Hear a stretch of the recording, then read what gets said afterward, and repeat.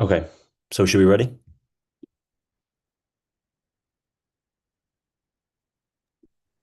Yeah, you're good on my front. Amazing. Okay, so we'll begin. This meeting is being called to order at 8, that's British time, 12:39 p.m. By myself, Internal Vice President Lala. Thank you all again for joining and Second Pro Tem for taking notes. So let's, before we begin, we call for students to acknowledge that the lands of the University of California locations were built upon, were expropriated and founded upon exclusions and erasures of indigenous peoples, human rights throughout California. UCSB is built on Chumash land, specifically that of the non-federally recognized Barbareño tribe. As an association that pushes the student body's voices to the forefront, we should aim to make strides past just acknowledgement to those who continue to fight for their right to be recognized and respected as the original stewards of their land, of this land. I ask you all to dedicate time and care to personal education and to advocate for justice alongside Indigenous peoples. So we move into roll call. Very simple. Just unmute briefly and let me know that you're here. Senator Chaudhry, Senator Clara, Present. Senator Gutierrez, Senator Harder, Present. Senator Hepburn, Senator Jung, Senator Jones. Present. Amazing. Senator Lucan, Present. Senator Lee, Present. Senator Manola, Senator Manikova,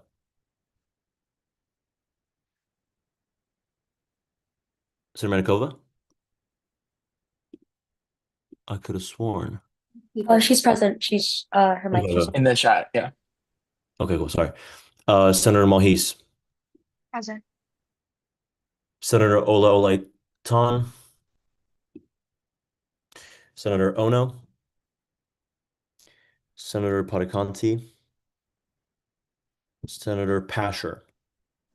Here. Oh, cool. Hi. Senator Reese. No, right. Senator Shurkin, Present. Senator Sussman. Here, to interrupt, Senator Hepburn has joined. Oh, amazing. If you can, honestly, it's just 4 minutes. Just leave it. Senator Sundararajan, Senator Than, Senator Toledo, Here. Senator Wang, and Senator Wahidullah. Present. Okay, cool. Thank you guys. So we're at 1, 2, 3, 4, 5, 6, 7, 8, 9, 10. Okay. Since we're one short of, or rather one exceeding the limit needed, we absolutely need quorum for appointments specifically. Thankfully, over summer, you can run a meeting with a little bit less than that, although obviously we would want to maintain quorum. But for appointments, we absolutely need it. So does anyone need to leave in like the immediate term? And if that's the case, I'll ask for unanimous consent to briefly move into appointments and resignations. Hopefully, Bun will improve them all unless there's some discussion to be had on it and go over that quickly so we can go into public forum immediately and let our speakers speak to us tonight without having to hold them up, or rather today over there, without having to hold them up too long. Or can people stay and we should just move into public forum and then immediately go to appointments afterwards? Senator Pasher? Yes, that would be preferred for me. I'm assuming you mean appointments first. Correct. Senator Lugan? Yeah, I'm just curious for this meeting, are we going to have to raise our hands like virtually and then you'll call or Yeah, that'd be preferred. I can, I believe I can see everyone's if you raise your hand, if that works for people. Is that cool? Okay, so to the speakers who came here, thank you for being here and please bear with us. We'll try to make this as brief as possible. Um, do I have unanimous consent to move into section M, appointments and resignations? Consent. Consent. Your Consent. consent, is there any objection to that consent? Seeing none, we move into section M. Okay, so I'll just make a few very brief notes. You can see a few members of my office, or rather proposed members of my office, some of whom will or have joined us to speak to us today. And then only the EVPSA, I believe, in the president's cabinet at the executive level, and then all kinds of BCU appointments as well, JC. And then the other one that I would highlight is Senator Pataconti of the College of Engineering has also submitted his resignation as well. But we can have some brief discussion on that, and if there is nothing to say, then I would welcome a motion to bundle and approve all appointments and resignations. It would be.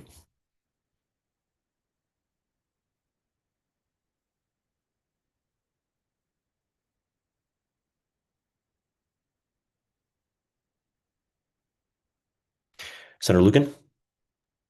Yeah, can we, sorry, I don't know anything about the Judicial Council appointments. And so, sorry, that's very vague. Can someone explain to me, just remind me on the, because I see that they're all current, or they were last year's members. So can someone remind me the process of reappointments for Judicial Council? Is it more of a formality? Is it just the Senate does it? Are they technically appointed? Like, can someone walk me through that, please? I believe there's someone from Judicial Council here, at least there was a little while ago, who would be best equipped to answer this on, or Holly, please feel free. Yeah, I was just going to add, I apologize, I haven't had a chance to review the list of appointments in comparison with the roster of current JC members. But the legal code states that Judicial Council members have what's called a lifetime appointment. So really what that is for you all is just until you graduate or until you resign. So if there are members on that list, you won't need to reappoint them if they're current Judicial Council members. But for anyone that's new, because I know they have had some vacancies, those will need to be appointed, of course. And I see Josie has their hand raised, so if they want to go, but just for some background on the legal code, they have lifetime appointments. Council member, feel free. Thank you. Hi, everyone. Yeah, JC members are lifetime appointments. So technically having Mason as council member and Harriet as vice chair on your agenda would just be formalities. It's just appointing the new chair that's necessary at this moment. Okay. So, are council members Jackson and Miller? Is council member Jackson currently vice chair and council member Miller is currently a member? Yeah, that's correct. Then it would seem to, I'm reluctant to say violate, but fall somewhat outside of the bounds of code for us to have them on the list of appointments again if they're still serving that lifetime appointment, whereas the chair one seems to be kind of a promotion, for lack of a better term. Holly, or I would agree. I think you can take them off. I think they just got thrown on probably when the president was putting together all of the appointments. okay. Should we just, for the sake of formality, should we, or crossing all our T's and dotting our I's, should we make a motion out of that? That Or- would be my recommendation, is that you motion to remove those that are redundant, I guess would be an appropriate term. Yeah, I would welcome such a motion.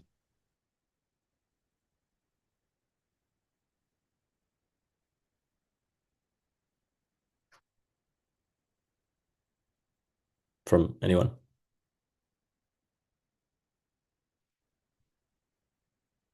Would it help if we wrote in the chat the names of the members that we're seeking to remove? Yeah, If anyone's unclear about what those members are.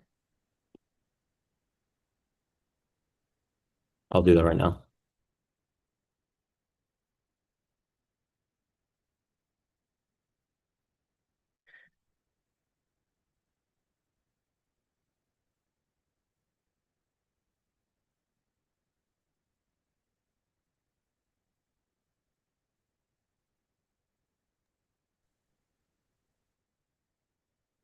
Point of information. Yeah, Would it be a motion to remove the appointment? from the agenda. Yeah, from the 7-9 agenda. and literally just their names and position. Motion to remove Josie. Sorry, not Pete. Sorry, that's completely on me. The council member is right. It would be Harriet Jackson and Mason Miller. So the latter two in the list of three. My apologies. Would you want to rescind the motion and do it over? I rescind the motion. Okay, appreciate it. Senator Clara? Motion to remove Harriet Jackson and Mason Miller from the agenda. Would you like me to say the date? I would appreciate it if it were something along the lines of motion to remove the appointments of Harriet Jackson as vice chair and Mason Miller as council member of the Judicial Council from the 7-9 agenda, something along those lines. So we make it very clear that we don't mean them as individuals, but rather their specific appointment. Gotcha. I rescind that motion. Senator Clara? Motion to remove The appointments. Harriet Jackson as vice chair and Mason Miller as council member from the 7-9 Senate agenda. So there's been a motion to remove the appointments. Yes. Harriet Jackson as vice chair and Mason Miller as council member of the Judicial Council from the 7-9 Senate agenda. Is there a second?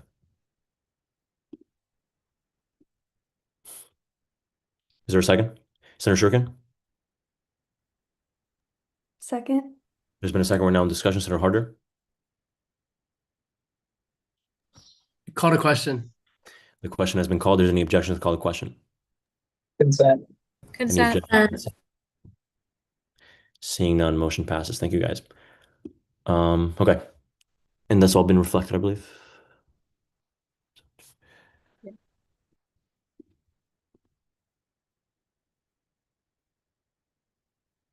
Okay. I believe that's all that was needed, and I can reflect that really quickly. Yeah, I think we're ready to bundle and approve all appointments and resignations unless someone has any other items on here.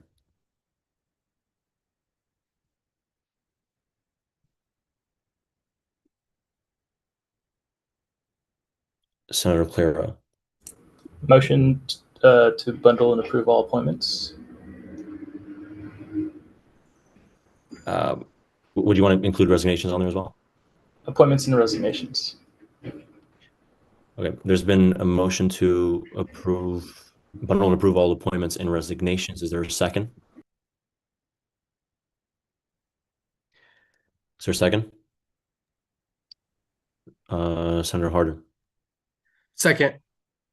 There's been a second. We're now in discussion. Senator Jones. Call the question. The question has been called. There's any objection to call the question? Consent. Consent. Any objection to that consent? Seeing none, motion passes. We've bundled and approved all appointments and resignations. Cool. If you guys can, whenever possible, use the function on Zoom of raising your hand, because sometimes if you raise your hand physically, I can't really see it. You might be further down. That'd be much appreciated. So, okay, let's just move swiftly down. Do I have unanimous consent to move into A2, excused absences? Consent. Any objection to that consent? Seeing none, motion passes. Okay, anything to add on to excused absences?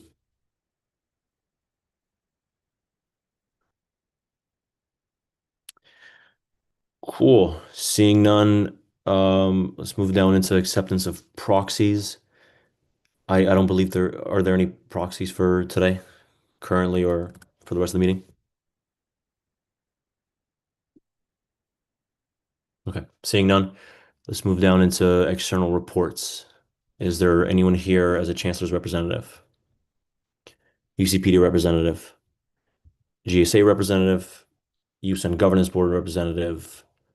IVCSD representative? Okay, seeing none, we can move swiftly into new business. There's nothing there for the moment, so we can move into public forum. Can you guys raise your hands if you're here to speak in public forum? And I would, anyone who's here to speak on behalf of an office that they were just appointed to, be it the IVP's office or something else, we can do that in executive officer's report. So if you see here on the share screen I6, so you don't have to go right now. And you were just appointed, so that's all well and good. Sorry, Bryn, 1 second. Senator Lucan?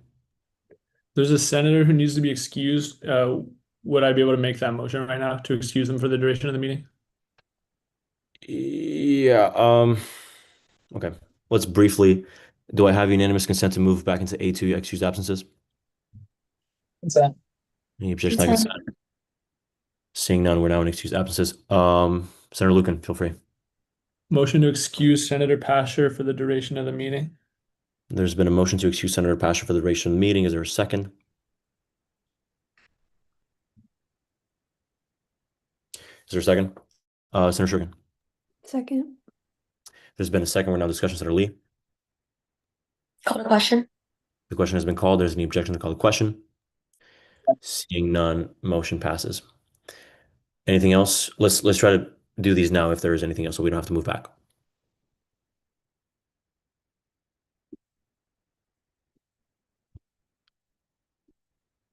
Senator Claro.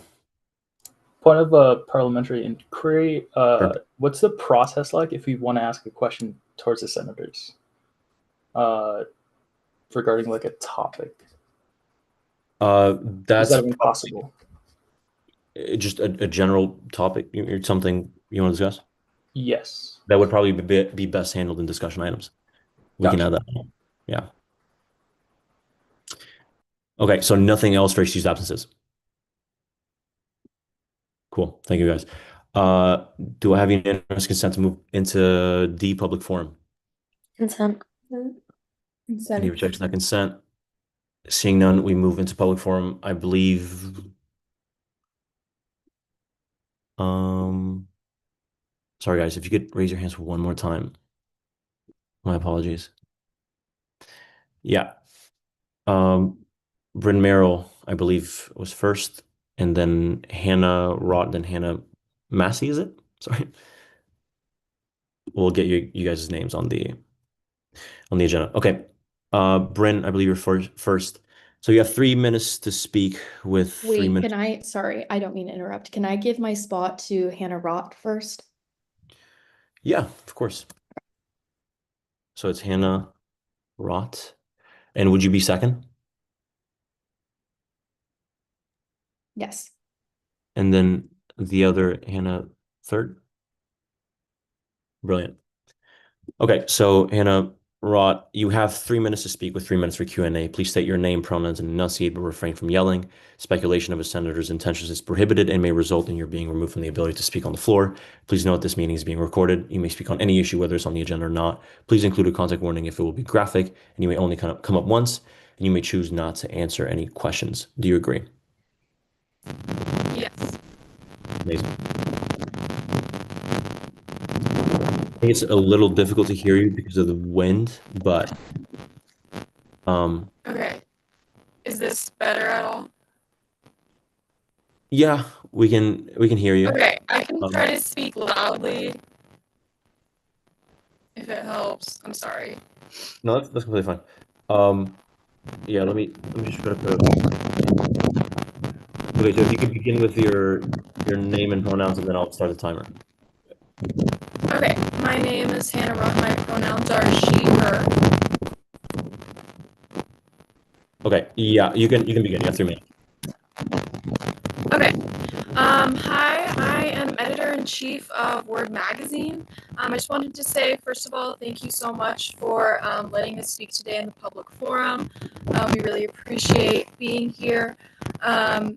I just wanted to talk briefly about Word. I joined Word my second year here, and it really gave me not only a community, but a group of incredibly talented writers and artists, and a purpose here at UCSB. It put journalism on my radar as a career goal, and in this position, I've been able to mentor students and gain real-world experience actually publishing and producing a magazine. And Word Magazine is a part of Ivy Arts. So Ivy Arts is supposed to receive a fee from AS, and this fee was transferred to a campus fee last year. However, AS still has in its accounts leftover funds allocated for Ivy Arts. We would like the funds transferred from AS to Ivy Arts where they can be used for all of the Ivy Arts programs. This includes Magic Lantern Films, Word Magazine, Nuestra Voz, and Ivy Live. These funds have been helping to support the Ivy Arts program since 2009. We propose completing the transfer of funds to Ivy Arts by November 1st, 2025, which gives enough time to process any paperwork before the end of the year. Thank you so much. Amazing. Will you be taking any questions? No, thank you. Okay, thank you so much for coming. Let's move down the list. Bryn, you would be next. Did you hear the speaker agreement I read out loud Yes. earlier? Yes. Okay, amazing. So we don't have to repeat it. So if you can begin with your name and pronouns, and then I'll give you 3 minutes. Okay. My name is Bryn Merrill. I use she, her pronouns. Thank you so much for having me. I really appreciate you allowing me to speak. And I appreciate you guys being leaders on our campus and holding space for people like me to talk. I am a part of Ivy Arts. I work under the director, Anna Jensen. I oversee the programs that we fund, which includes Word Magazine, Ivy Live, Magic Lantern Films, and Nuestra Voz. I help run our programs and I help promote the events that we sponsor through our programs. Ivy Arts has really helped me, especially joining UCSB. I really attended the free movies that Magic Lantern Film offered. I knew a bunch of my friends joined Word Magazine. I thought it was so cool to see so much art and creativity being promoted on campus. It really gave me a space to express myself, work in more of a business-like profession, but also connecting to and giving back to the students, and giving back in the way that I feel is best, which is art. I speak on behalf of the Ivy Arts Advisory Board, where we see that the AS fee that was transferred to a campus fee last year, but has still funds that are left over, funds that are allocated for Ivy Arts and its programs. We wish for those funds to be transferred from AS to Ivy Arts, where they can be used for the Ivy Arts programs, including Magic Lanterns, Word Magazine, Nuestra Voz, and Ivy Live.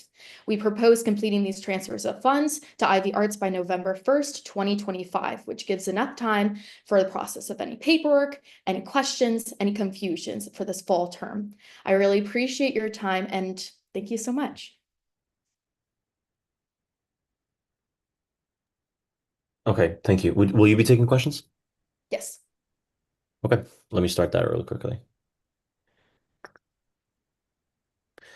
Senators, Senator Claro. Hi, thank you for coming. I actually know Hannah, I think, from work, and I've actually read the Word magazines, I think an edition of it. But I just want to say thank you for supporting our UCSB's essentially one of an avenues of First Amendment rights when it comes to freedom of the press. But I just want to ask, do you know which account it's from? Yes. I don't think it has a specific names, but there were the funds generated from the AS lock-in fee for Ivy Arts the last 2 years. It's from the AS lock-in fee funds. Just really quickly, Ivy Arts was account number 340.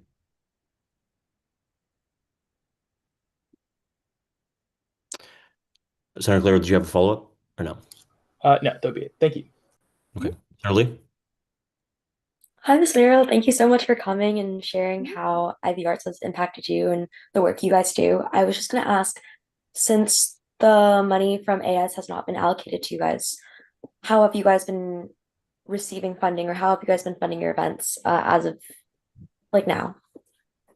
That's a great question. It has been allocated by the chancellor, and we get a lot of our funds from the chancellor, but through recent kind of budget issues and inquiries with allocating funds to public institutions, especially public institutions with organizations that support the arts, we are being cut down from our funding and having to kind of rework our programs and see where we can seek that funding so we can continue to promote our programs as they were.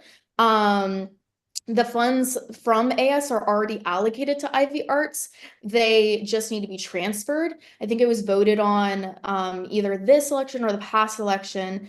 But now it is, yeah, it's been transferred to a campus fee last year, but it still has leftover funds allocated for Ivy Arts.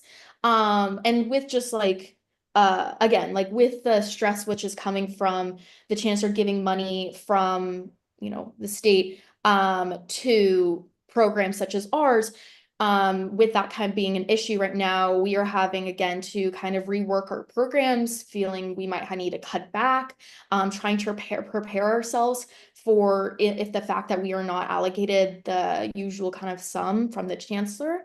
So we have known about these funds from AS, but we seek immediate transfer because we want to continue to promote the things through our programs that we've continued to promote, without having to worry about cutting down our movies that we screen, or having to rework Word Magazine, or having to cut down from Nuestra Voz, a summer program that is offered to Ivy Youth.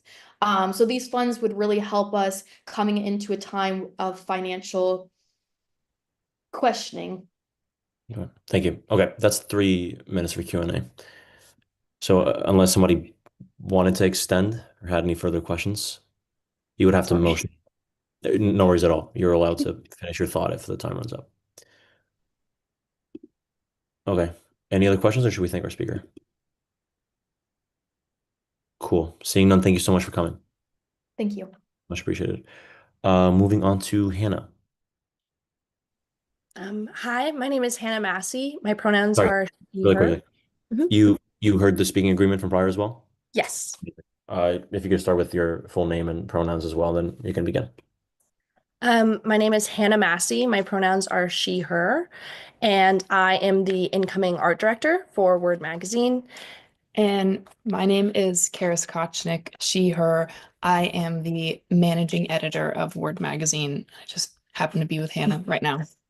And we just wanted to take our time to clarify specifically what sorts of things these fees would be going towards, specifically within Word Magazine.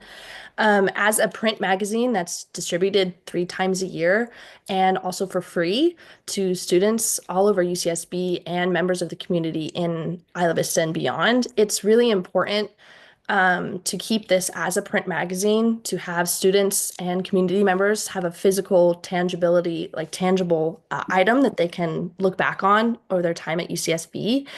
And with incoming print costs rising each year, it's been very hard to keep our magazine free and available to the public. And so these fees would really greatly help keep distribution strong and ensure for the next generations of Word and other Ivy Arts programs. Yeah, I just want to emphasize just how integral I think these print magazines are to Isla Vista. I think they generate so much excitement and joy each week that we present another round of copies. Everyone gets very excited. And also just in general, this funding is supporting these budding journalists and artists who are owning their craft. And that is so much fun to see our names printed in a physical copy. And so that is what this money is going towards, supporting these future writers and artists. And I think that it's very worthy of these funds. And that's all. Thank you. Thank you. Amazing. Will you be taking questions? No, thank you. Okay, amazing. Thank you all for coming. Is there anyone else who's here for public forum? Okay, cool. Chair, I see Chloe. Nice. Chloe. Oh, sorry, were you raising your hand? Chloe Sharp. Pardon, how would I spell your last name? The word SHARP. Sorry, that was cut out a little bit. One more time, please. Could you repeat that one more time? SHARP. SHARP. Yeah. I got it. Okay.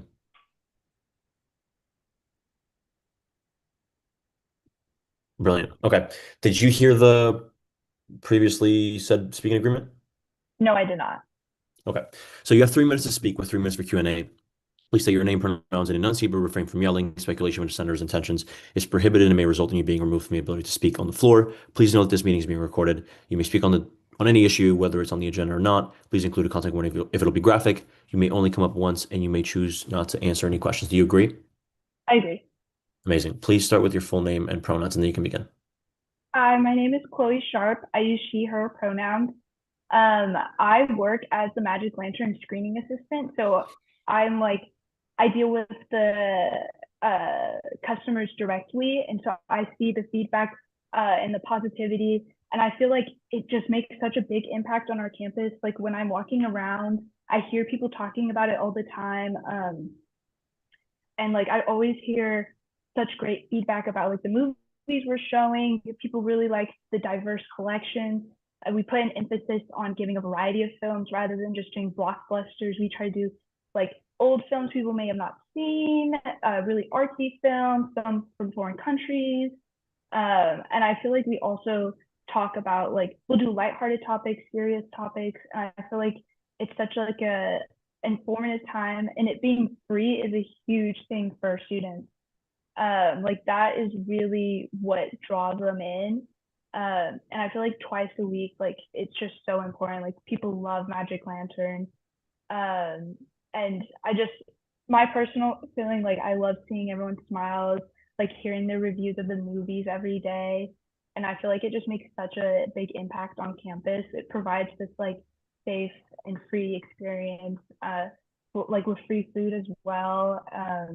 But yeah, that's all. Amazing. Will you be taking any questions? Sure, yeah. Cool. Let me start that up real quick. Senators, feel free to any questions.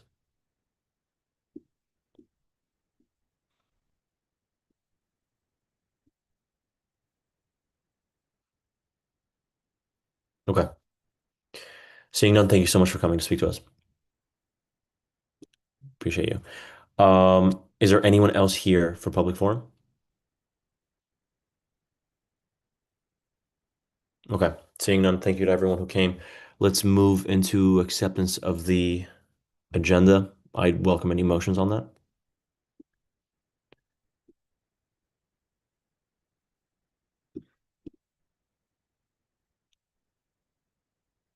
Whoa. Senator Shurkin, sorry, I didn't see that. I motion to accept the agenda. There's been a motion to accept the agenda. Is there a second, Senator Claro? Second. There's been a second. We're now in discussion. Senator Wahidullah. Call the question. Question has been called. Is there any objection to the call to question? Consent. Any objection to that consent?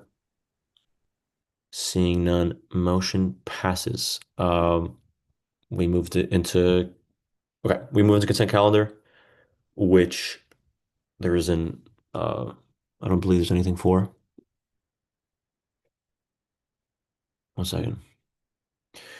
Okay, seeing nothing there, then let's move into action items. This is something that Senator Wahidullah initially wanted to propose at the last meeting of spring, but we didn't get around to. So, Senator, if you want to give a quick explanation of it, that'd be much appreciated, and then we can make the motion. Senator Wahidullah? Yes, hello. Can you guys hear me properly? Yeah. Okay, just to give a concise explanation in regards to this, just one of the following RCOs or organizations such as Stella Polaris, which is organization on campus and stuff that does a lot of their missions in regarding to help with a lot of cultural needs on campus.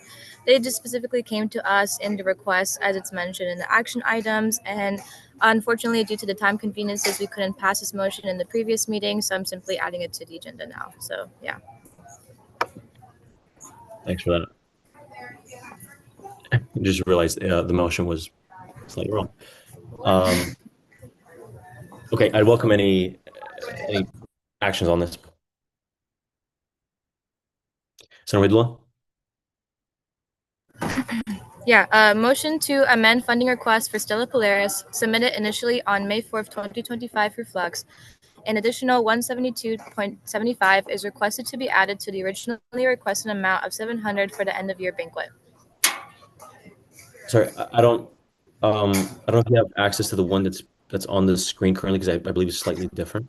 Oh, okay, we can- I see. the one We that should- you. I don't know why that's still on. My bad. Would you want to rescind your motion? Yes, I rescind my motion. Cool. Senator Hidalgo? Okay. It seems that it's a period that's not updated on the agenda, but is it okay, motion to amend the Stella Polaris funding request submitted on May 4th, 2025 via Flux. Trying to see the updated version, apologies. Adding 172.75 to the original. Wait, I'm sorry. Are you updating it onto there? It's showing it's a bit like changed for the legal version. Yeah. Can you guys see it on there on the on the Zoom screen? Yes. Okay. Senator, are Okay, you- I see it now. Yeah, apologies. Motion to amend the Stella Polaris funding request originally submitted on May 4th, 2025 via Flux, adding 172.75 to the original 700 requested for the end of year banquet. Okay. There's been a motion to amend the Stella Polaris funding request originally submitted on May 4th, 2025 via Flux, adding 172.75 to the original $700 requested for the end of the year banquet. Is there a second, Senator Claro? Second. There's been a second. We're now in discussion. Wait, so this would be like retroactive. Right, retroactively adding the sum there to what was originally requested. Why are they adding 172.75? Did they miscalculate how much they were going to spend, or what happened? Senator Wadela, do you remember the background on that? I think my initial understanding was that it was moving around funds, but yeah, please feel free. Yeah, I can explain better. It's kind of similar to what you mentioned, if I can recall, that just simply they're asking for submitting a funding request that it was apparently a conflict arose. Basically, what they mentioned was that a conflict arose at the end of the Senate, and they just couldn't, like, they had some internal conflicts in regards to the concrete funding they wanted to request for, and then they realized they had to have specifically more than they originally asked. So that's why they came to us. All right, because not only has the quarter ended, but the fiscal year for 25 has ended. So I just contacted, oh, Holly just sent a message. Yeah. Oh, Senator, yes. Oh, well, you'll need a one-time exception. I think Stella Polaris has possibly used their one-time. Or Holly, can you actually give us some information on would the one-time exception be for this upcoming year? So they'll use their one-time exception for like 2026 for this? Or would it be their one-time exception for 2025? Because it is a new fiscal year. Yeah, honestly, I mean, you all made to decide to apply it to last year since the event happened last year. But it seems that since the request for the funding is for this year, it's probably going to apply to this current fiscal year. So, I mean, since the finance committee is not hearing it, they can't deliberate it. So you all may want to consider that when you're deliberating. But it seems to me, even though we're kind of at the beginning of the year, and that's a bummer for them to use it now, unless you all decide to override that and apply it to last year, I would advise that it is applied to this fiscal year. yeah. So Okay, that's probably where the funding is going to come from, is this current fiscal year.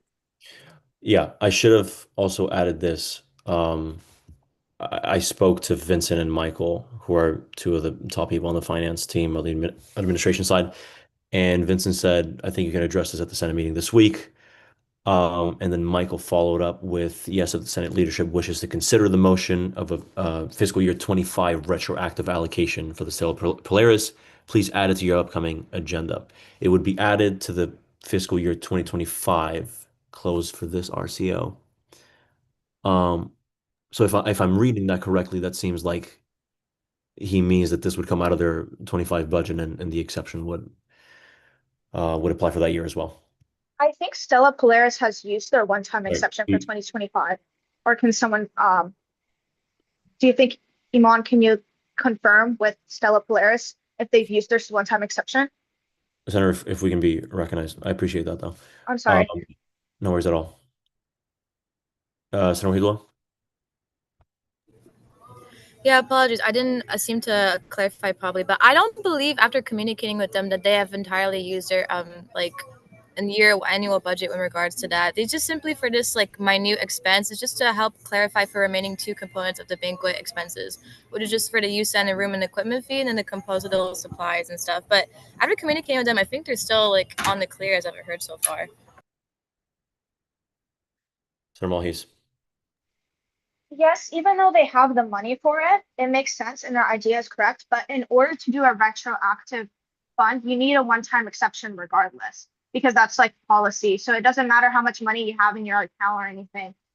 And I think Sub Polaris may have used it, but we just need to follow back with them to get a check-in, because if we don't know, then we probably have to do this on a later Senate meeting. Okay. Senator Sussman, I'm sorry, you've had your hand up for a while. No worries. I just have two clarifying questions. One, which account would this funding be coming from? And the second, I want to ensure that we're still at quorum, because there is a policy in legal code under Summer Senate that says that we can't pass anything over $300 if we're not in quorum. And being that this would be an additional 172 to the original 700, it would be above 300. So I just want to ensure that we're still at quorum. And if anyone has clarification as to which account this is coming from, that'd be awesome. Okay. Someone add on if I don't address all of these, but we're, I believe, at 13 senators currently. So we are not only at, but above, which is good. The 700 has been approved. So actually, there's 172 on the line. So it seems like we're chilling on that end as well. But of course, we should maintain quorum just for more generally. How about this? And Senator White, I'll recognize you in a second, but I have asked both Michael and Vincent to confirm whether the organization in question did indeed use their one-time exception last year. And if that's the case, what we can do about it. And Senator Malhees, I would urge you to follow up, to send the same question to your predecessor as well. He could potentially know. How about we move on to different sections of the agenda, and then we can follow up on this one, hopefully having more information down the road. Senator Halo, did you wish to speak? I just wanted to make and address two statements. One, to Senator Malhees and her questions and stuff. I hope I clarified it better. Just communicating with Sub Polaris, like they have, at least to my end, have had some confirmation that they have not, like, as I mentioned before, that they should be in the clear. But if it's still in regard to more discussion, I can simply create a motion to table this until next week in order to find out if we have an exception or not, just to clarify once more. Yeah, it seems like that, I mean, best case scenario, that won't be necessary, so we could just address this a little bit later on in the meeting, if that's okay with you guys.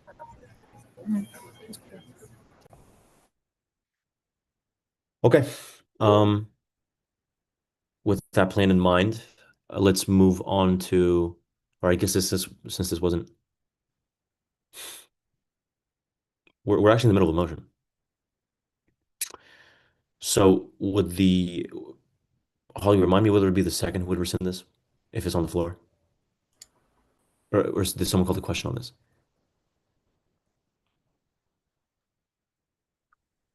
So are you in the middle of discussion on a motion? Call the question, thank you. Yes. Yeah, this is now on the floor.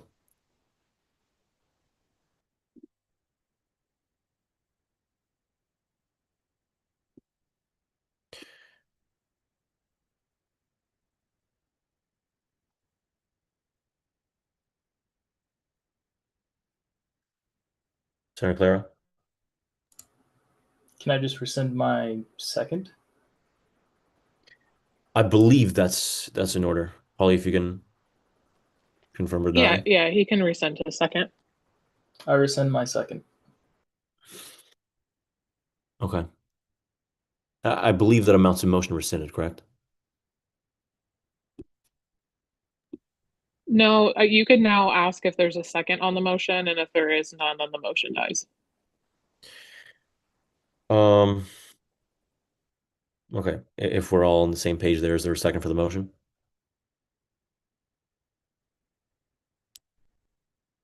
Okay, cool. There being no seconds, the motion dies. Thank you guys so much. So let's move into old business.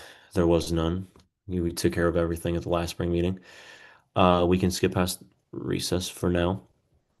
and go into, we start with the unit reports. One second. Is there anyone here from the president's cabinet?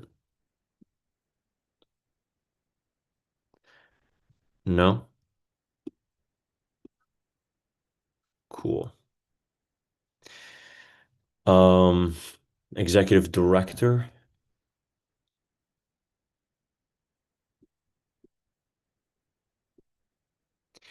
Okay, now we move into what has been slightly altered recently by yours truly, not only executive officers, but executive offices report to let anyone who's been appointed to any executive offices speak in this section. I believe we have a few for several matters. Yeah, Mr. Rosales was the first to raise his hand to speak about the discussion that was on an email thread earlier on today. So, okay, Chief Compliance Officer Rosales, pursuant to setting rules, Section F, Clause 5, officers of the association providing reports must take questions from senators relevant to the matters or projects presented. Knowing that, do you still wish to give a report? Yes.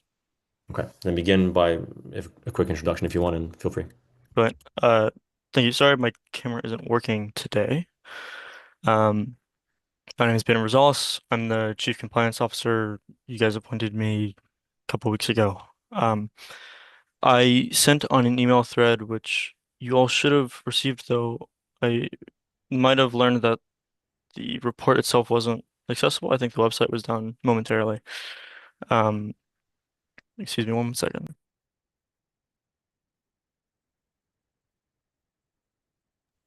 All right, pardon the interruption. So I sent out a report about the Trans and Queer Commission's internal election focused on their appointments to you.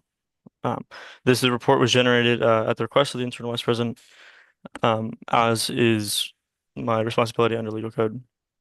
And so the report kind of went over two things. First, whether or not the election that they had was in violation of legal code. And the second was the process of granting Senate exceptions and extensions to internal elections of this sort. I don't want to take up too much of your time. I sent it out to everybody. If you would like me to offer a more thorough summary, I'm happy to do so. But I also just take questions on the matter. Briefly, I will outline the recommendations that I made. Some of them are shorter term, addressing this matter and ensuring that TQCom can have a valid election so that they can make the appointments and operate as they need to as a BCU, as they're entitled to under legal code. And the second is longer term, to clarify the processes by which Senate can grant extensions. It's currently the common understanding, as I've gathered from my investigation, that you as Senate can extend the internal election cycle of PCUs, but it isn't formalized and explicitly detailed in legal code, the exact procedure by which you do this. So the suggestion in brief is that this is looked at and formalized. Additionally, if you don't necessarily want to formalize that, I think it would be good to seek judicial council decision once they're able to meet quorum, now that they have a chair, to be able to kind of give a true interpretation of legal code and come to fully understand Senate's abilities.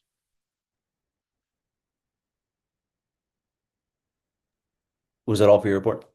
I'm happy to take questions, yeah. Yeah, senators, please. Feel free. Okay, I'll start. Since the Senator Lucan, I'll have you go next. Since the report wasn't easily accessible through the email, could you please summarize the distinction between the shorter term, how this should be addressed, and the longer term structure? Particularly, I'm wondering whether this extension would only come in place as, in full transparency, myself and the Attorney General had a quick conversation on this matter, and it seems that his opinion is that you have to, or at the very least, it would be in the best spirit if you, or rather, the Senate laid out this structure in legal code of how such extensions are granted, and then we make a motion along those lines. Would you concur with that, or do you have a slightly different view? I'll briefly go through what I've prepared and then I'll answer that question with the Attorney General. So and to be clear, the recommendations that I'm making are not necessarily binding. They don't have to be taken. They're just a suggestion based on my reading, my understanding of the situation, just based on legal code. So in the short term, the report recommends that you do create a new window, the Senate motions to extend from now, say, until the end of summer session, TQCom's kind of election window, and to communicate with career staff and run the selection through the Interim Vice President's office or maybe COC, trying to follow the bylaws of TQCom, but there might be a question on whether or not the TQCom members who have graduated are still eligible. This is all things that can be further looked at, slightly outside the scope of this report, though. The longer term recommendations are about clarifying this whole procedure so that a report like this and these inquiries and questions in the future won't be necessary, and there is a thank you, Sam, for the catching my typo. Sorry about that. So the longer term recommendations are checking out a few sections of legal code. And I think what Attorney General Iden is talking about is tackling first some of these longer term questions and adjusting and putting in a bill to amend legal code to then allow like this formal process of making the motion. So I think either way is fine. I think depending on the urgency that Senate finds in putting together TQCom board, how quickly you all feel this needs to be done. I think going the long route first and formalizing the process and communicating amongst yourselves about how you best see that to be done would offer maybe more clarity on this matter. Okay, thank you. Senator Lucan, I believe you're first. Senator Lucan? Yeah, sorry. Thank you, CCO Rosales, for coming and talking about this report. You had mentioned adding to the bylaws, and I know you just touched on that as well to like clarify this process. Is that something, given that you've already looked into it, given that you being your office, have already looked into it and already kind of gone through the ringer on this, would that be something that at a minimum you could assist the Senate with, or at a maximum you could draft and propose to the Senate or senators who may be working on legal code changes? Absolutely, I would be happy to assist. I would have to check whether this would be blanket statement. Yes, absolutely happy to assist, and I'm available to work on any such projects. There might be a mechanism where, in theory, I could write something, give it to you, and you could, as Senate, could motion to approve it. I believe through a 3/4 vote, you could do that. But I think a more open discussion, I'm happy to be invited to any sort of meeting and work with you all on drafting that. Great, thank you. Amazing. Senator Shurkin, I believe you were next. Yeah, thank you, CCO Rosales. I really appreciate your time.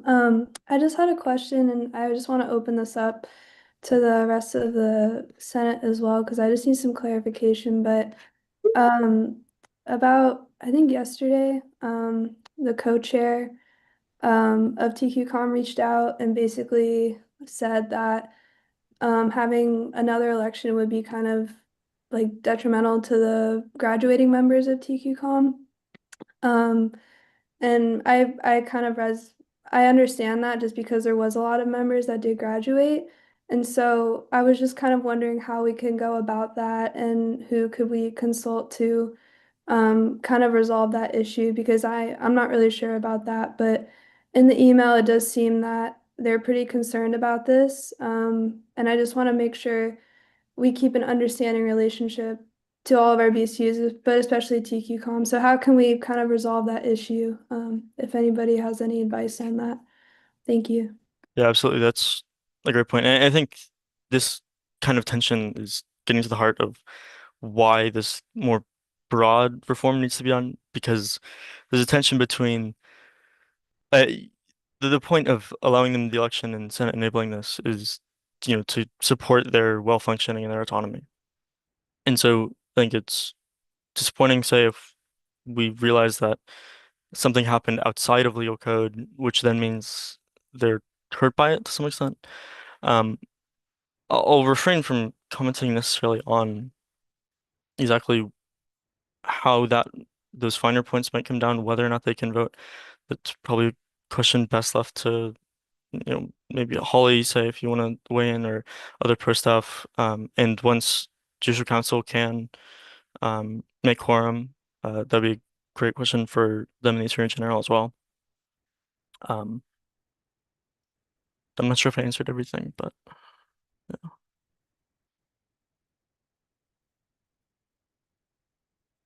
If there's a follow-up, that's fine. Oh, no, that was great. I was also just wondering, I don't know if this is like ever, like if this is something they could do, but could like the graduating members like have a role in this at all, or would that just be like something not legally allowed? I'm just spitballing here, but I'm just trying to make sure we hear their concerns as well. Yeah, absolutely. Based on legal code, which is all that I can kind of look at, I'm kind of boxed into looking at this just simply positively. I can't read too much into what's not there. I don't think it's clear, and I think that because we're in a situation where the election was held without Senate authorization outside of TCOM's and BCU bylaws, that it's in a situation now where, because that was out of order, now there's other points that are also out of order. So I think going back to Interim Vice President Lala's point and conversations that I know you and I have had with the Attorney General regarding doing this major reform first, I do think that could be appropriate, so you can correct and have a clear kind of path going forward on how to resolve something like this. Yeah, I'll preface this by saying by no means is what I'm offering here binding, but from my experience with legal code in similar kinds of situations, it's considered that only fee-paying members of the association, which by definition have to be current undergraduates, are ones who can participate in the processes of the association, be that voting in elections or something more specific like internal elections. That said, that's my understanding, and just speaking from experience, I think much better position would be Attorney General Iden, whom regretfully is, I think, not on the Zoom right now, but we can have that conversation with him as well. Senator Jung, you've, I believe, had your hand up the longest. Thank you, Chair. I echo with what Senator Shurkin was talking about of the email and the co-chair's concern. I was just wondering if it will be possible for us, because I think revision and reform on legal code is going to take a long while. And I think the co-chair has already mentioned that they have sent emails to the new members and the recruited people. So if we're going to revoke that, they're going to need to send the information, redo everything, basically.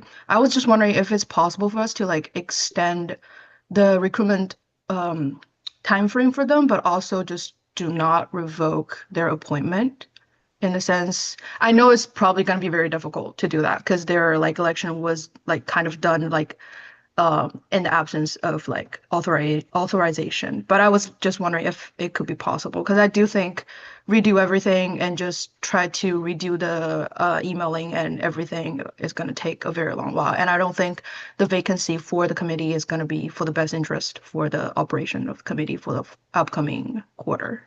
So I was wondering if there's any possibility of doing that. Yeah, thank you, Senator.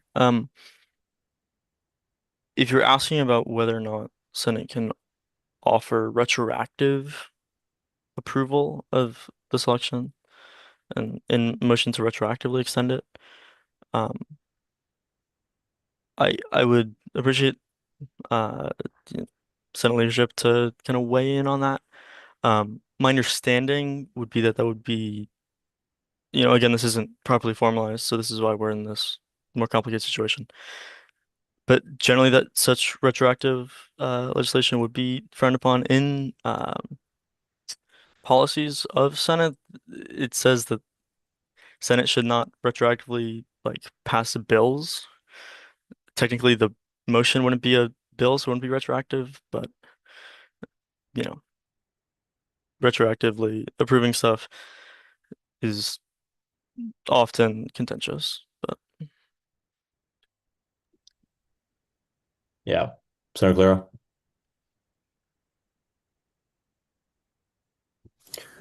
Hi, thank you for coming. I'm just wondering, just a little bit of clarification for the former recommendations. AS Senate pass a motion to create a new window for TQCOM.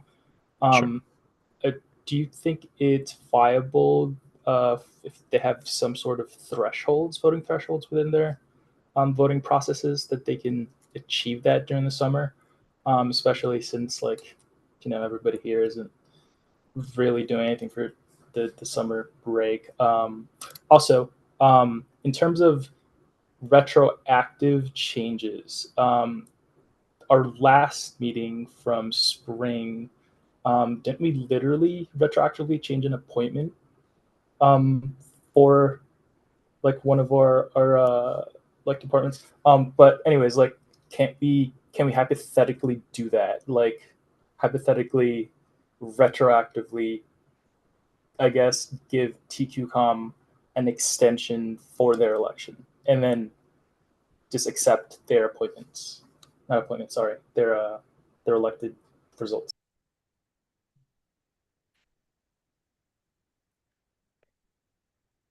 whether or not you can or can't, I think is more difficult for me to comment because there's not anything substantively there. And that would be a question better suited for Judicial Council. I don't necessarily have the power to read through the text in that same power, so I wouldn't want to offer the kind of judgment on that. Whatever I say is not in questions like that, such edge cases, is trickier to offer an answer. Whether or not the requirements for their how their elections proceed, they don't. I don't try not to say anything confidential, but I think it was just sent out through a GroupMe. Is how the Google form is sent out through a GroupMe. I think precedent for them has been like 50% plus one to make the appointment. I don't, from my knowledge, have an understanding that they need to reach a certain percent of, voting participation within the body itself to make it valid.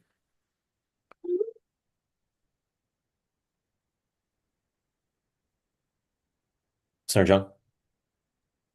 I'll make it quick. I think what the chief compliance officer just mentioned about like the problematic nature of their election, I do think it's a little bit of a separate problem. And if that's the case, then we do have a more interest in like invalidate their appointments. But just because we have not investigated into that series of facts yet, and if we decided to, then it's a separate problem. But the thing for now is I echo with Senator Calero on the thing that if we consult judicial branch and have their permission to retroactively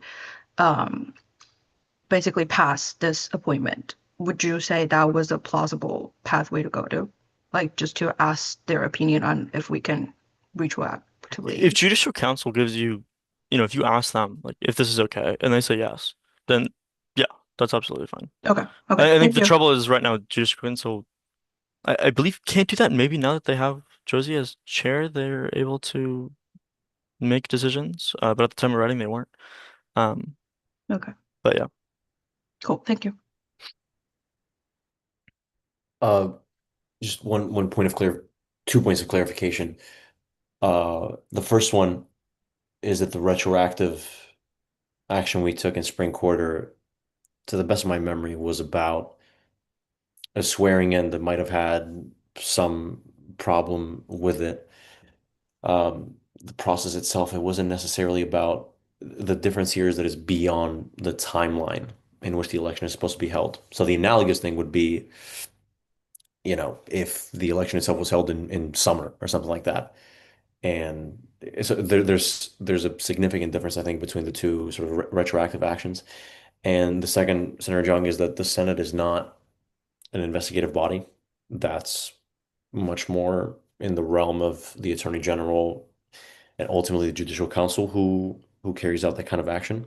So I don't think that should necessarily inform our decision in any way without any information being brought to this institution by those relevant parties. Senator Harder, I believe you were next. Yes, obviously, the Judicial Council's opinion on this matter is going to be extremely important. I would say that much of our decision and the way that we go about this is going to be contingent on the Judicial Council's opinion on the matter. And so based off of that, I think that the Judicial Council, which is something we've basically come to a unanimous understanding of from what I can gather, is we need to confer with the Judicial Council and determine whether or not this is something that they would approve of. Because if it is something that they approve of, then I personally think that going about it that way would satisfy not only our legal code requirements, but it would satisfy the BCU in question's concerns as well, which are valid and were raised in that email that Senator Shurkin reminded us of. So take that for what you will, but I think that it's pretty clear that the Judicial Council's opinion on this is needed. And that is, I will remind all of the senators, what the purpose of having our checks and balances quite literally is. So we should use the system for what it was designed for. Senator, if I might comment briefly, I think you're absolutely right in voicing the importance of Judicial Council. I would still stress that even if you receive clarification from Judicial Council, adjusting legal code appropriately to make clear the procedures and to make it obvious in the future how this is to be done, I think remains important. Yes, I agree. I should have included that. My mistake. No, okay.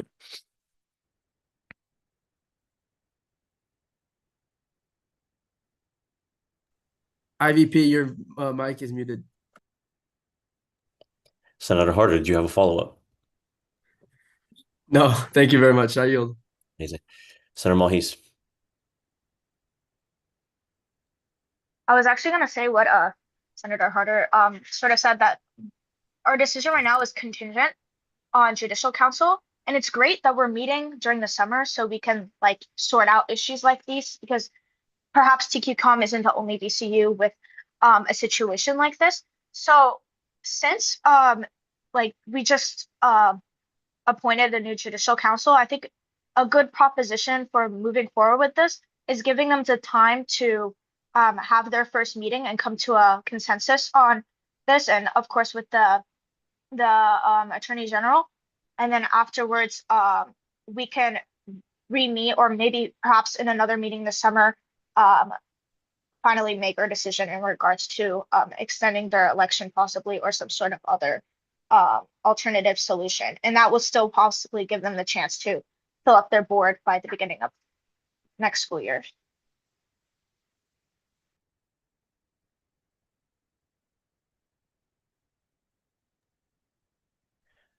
Beta, did you have response to that, or should we go to the next senator? I was just checking just to clarify the powers. Senate, it's in the report, but Senate can through 3/4 majority vote request an advisory opinion. If you want the legal code, I can copy that. If you want to, if that's the method you want to do. Okay, I believe Senator Sussman was next. Yeah, thank you, Chair. Just for time's sake, I know a lot of us have to leave, and it is currently almost 10 o'clock p.m. in England. So I say we can kind of put a pin in this right now. We can receive opinions from Judicial Council, Attorney General, and move forward with this in the proper manner. And we can come back to this next week or at the next meeting, whenever that will be, and we can take the proper actions needed. But I know there's much more on the agenda that needs to be done today. Yeah. Okay, so how about this? I'll recognize the rest of the senators that have their hands up, and then we'll move past. I believe Senator Wahidullah was next. Yeah, hello. I don't want to take too much in time conveniences. I just wanted to connect similarly to what Senator Malhis mentioned in regards to that we are, I think as of right now, unknowledgeable to maybe other BCUs such as TQCom, for example, have probably other certain similar circumstances and stuff. So it's good that possibly we can use the opportunity this summer to like, at least on behalf of the liaison committee, we can also help and support any circumstances or way to try to review in regards to other AS entities and BCUs to make sure that also that similar conflicts won't happen in the future, and not just also supporting like just as another form of like support as well in like these similar situations. Yeah, I think that's totally right. It's much broader than this one case. Like that's really the value of something like this and like the reform that you guys can do coming out of this incident. Cool. Senator Shurkin, I believe you no longer have your hand up. Yeah, Senator Wahidullah said it beautifully, so thank you. Okay, it'll be Senator Harder and Claro, and let's make that hit on this matter, Senator Harder. Yeah, really quick. I just want to make sure we go about putting a pin in it, to quote Senator Sussman properly. So do we need to make some sort of motion to request an advisory an opinion, or is that just going to be communicated to the relevant body, or how do we move forward with that? Just really quickly. You can make that and Baden, please feel free to add on here. You can make that if that's well, I guess 3/4 majority opinion of the Senate. It's also entirely possible that you as legislators simply, a few take up the initiative of laying out that structure in legal code of how we would grant extensions. And you can include, enough to cover this case and also such that you think would prevent similar conflicts from happening in the future. So in a sense, it's not strictly necessary to request an advisory from the Judicial Council, but I would welcome such a motion. Does that answer the question? And Baden, please feel free to add on. Yeah, I'll just add on. I think requesting advisory opinion is important, and that's why I recommend it. I think Senate also absolutely has the power without such an opinion to address the situation through, drawing up a new bill of sorts and working on that. And that's absolutely in your power. Senator Claro. Just real quick, I'm just essentially repeating what Senator Harder asked, but what would be the specific language for that? You said advisory opinion on it. Can it be specifically a guidance opinion where it's not like a legal binding opinion from JC?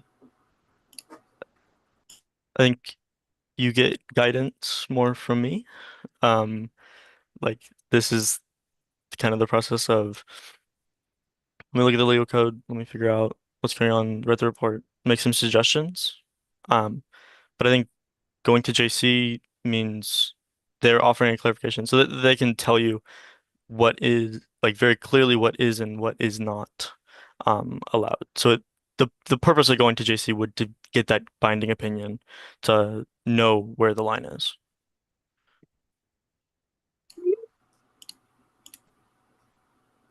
Okay. I believe there's a follow-up. Sorry, Senator Clara. Yeah. What would be the specific language? Because I do want to make that motion. I also sent you something along those lines, Senator Clara, if that would be of help. Yeah, I'm assuming the motion, it would just be a motion to request the opinion, and then you need the votes. Senator Clara? Motion to request an advisory opinion on the legality of the matter of granting the Trans and Queer Commission an election extension. Holly, would this go under new business?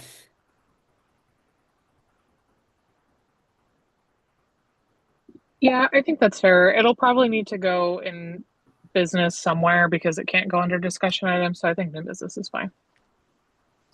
Should I add that to the motion? You're chilling. I can just copy it on you. Gotcha. Okay. There's been a motion to request an advisory opinion on the legality of the matter of granting the Trans and Queer Commission an election extension. Is there a second, Senator Sussman? A second. Sorry, Melanie, I'll leave you to that. My fault. There's been a second round of discussion. Senator Malhis? Call the question. The question has been called. There's any objection to call the question? Consent. Any objection to that consent? Seeing none, motion passes. Okay, so let's, first off, very proud of us as an institution and the Chief Compliance Officer for dealing in a highly civil matter with what can be a contentious issue. And this is a BCU and something that really matters to people. So I think that was handled really well. And I think this dual approach of asking the Judicial Council for an opinion while at the same time senators having that option of adding on to legal code such that how we go about this in the future is much better laid out, and it gives us the ability to facilitate the Trans and Queer Commission and their functions along what legal code has set out. I think this is a very positive route. So thank you all for your work. Chief Compliance Officer, thank you, because we're still, in a sense, in your report. Is there any other speakers here for the Executive Officer's report section? Yes, Media Coordinator Hosseinu, how are you? I'm good. How about you? Not bad at all. Did you hear the report speaking agreement for this? Yeah. Do you agree? Yeah. Amazing. Then you can give a quick introduction to begin. Hey, I'm Hosseinu. I'm your media coordinator for this year. Yeah, I work in the IVP office. I'm just gonna talk about some media ideas for the Senate, and we're gonna try to start that at the beginning of fall. So our first idea is to schedule times with you guys to do interviews, and it's going to be called Senate Spotlight. And Senate Spotlight will be like the first of legislation, like the first senator of a legislation, and possibly the second. And it'll be like your chance to talk about your legislation and its benefits and whatever. And this will be a good chance to get yourselves out there. We're going to try really hard with the outreach to collaborate with UCSB Life and try to get weekly videos out, which would be on like a calendar type of thing. So we would try to start this process beginning of September, and you will receive Google Forms. One will be for your Instagram introduction, and the other will be for the Senate Spotlight interview. And yeah, that's all. Yeah.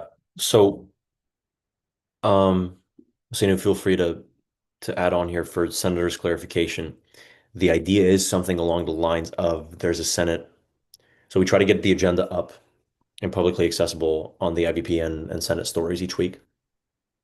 And there's a weekly recap of what legislation and what was discussed on the Senate floor. But also on top of that, um, there was some alliteration version, Melanie, if you remember, for the recap thing, and also we add on this idea of the Senate spotlight, so it's a single reel of a single senator, and we can expand it from there, detailing one piece of legislation, what led to it, what made them draft it in the first place, and what impact this would have on campus life. So to make the social media presence a lot more regular and something that students would care about in the first place. But yeah, any senators, any questions?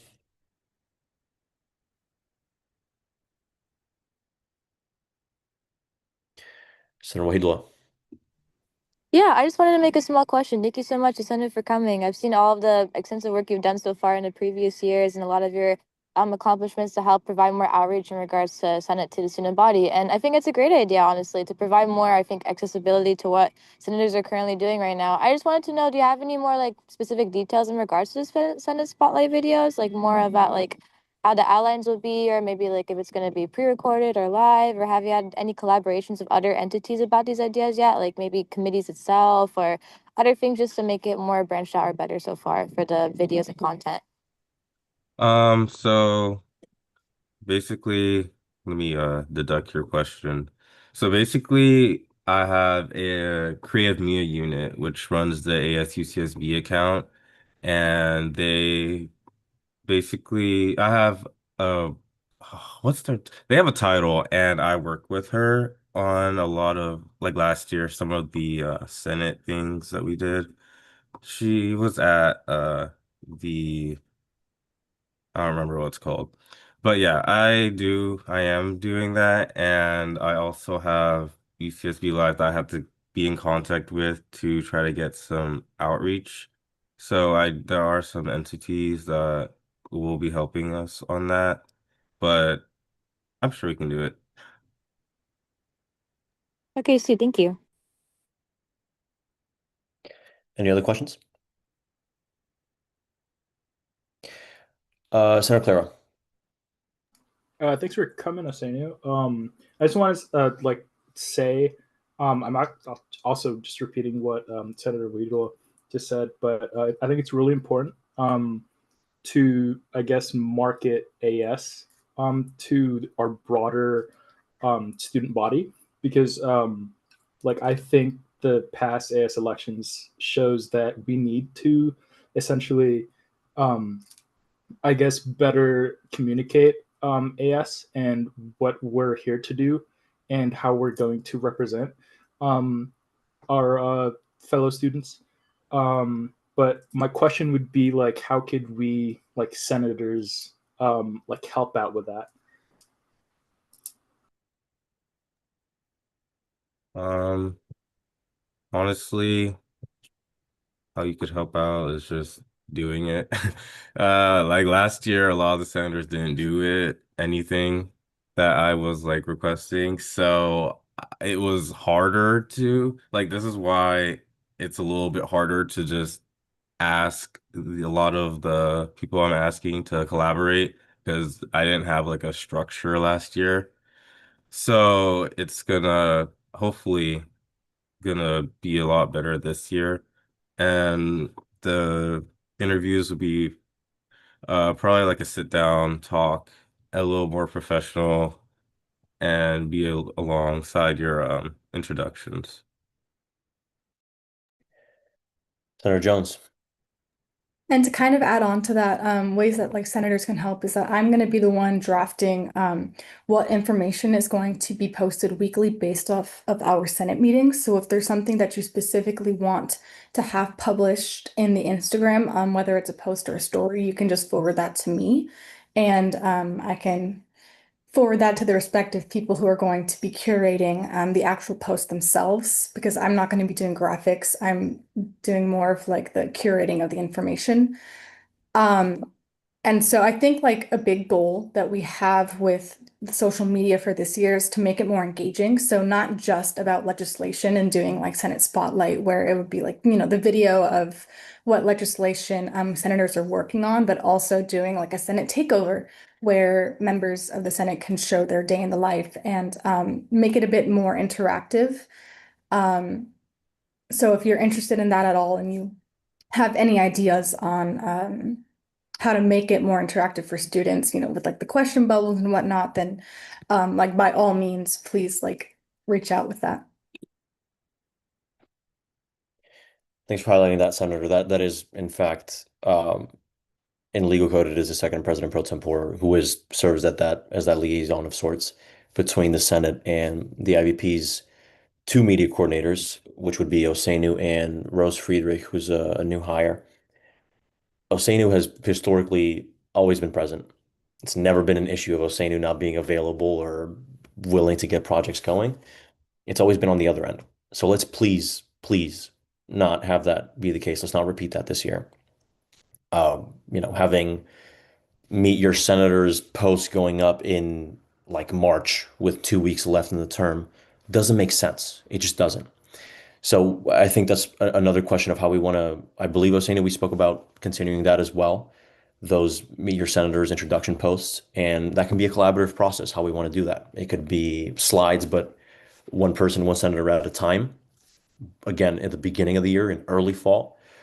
It could be a video, each senator makes an introductory video, or it could be, by committee. So I don't know, liaison committee does like the office type thing, and we edit some kind of an introduction and we get it up there. But whatever we decide, and Hosseini, you can lead that and have senators respond to it.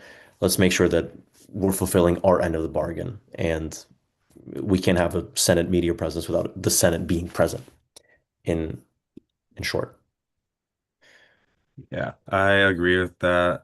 A lot of what you guys can do to help would be like, especially if you're in or talking to and helping BCUs, like if you pass like legislation that supports them, it would be good to post that and whatnot. So anything that will really get students into like to look at it would be really, really helpful. Yeah. Okay. Any other questions or saying anything else to add? No, that'll be all. Okay. Thanks so much for coming. I really look forward to this increased engagement. Okay. Really quickly, actually, Holly, I believe some of the most recent changes on the doc aren't reflected on the screen. I could be wrong, but Most okay. recent changes to what? That's good. You're good Okay. now. I just couldn't see the titles on them. Gotcha. Cool. Okay. Who else is here for executive office's reports, that is?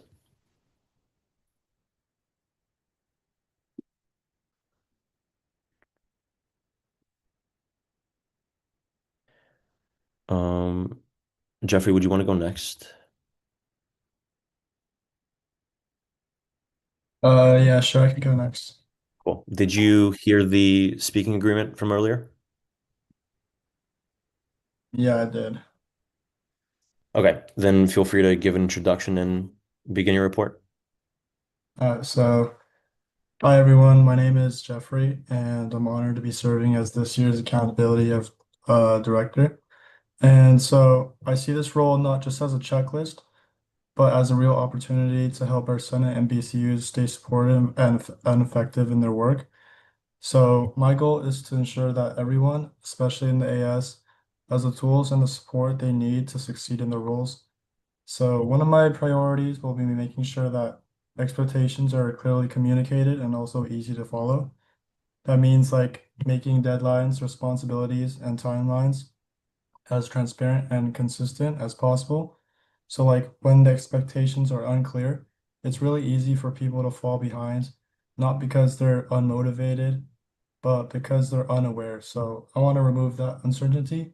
And I also want to emphasize that accountability shouldn't really feel like a report, but more like a conversation.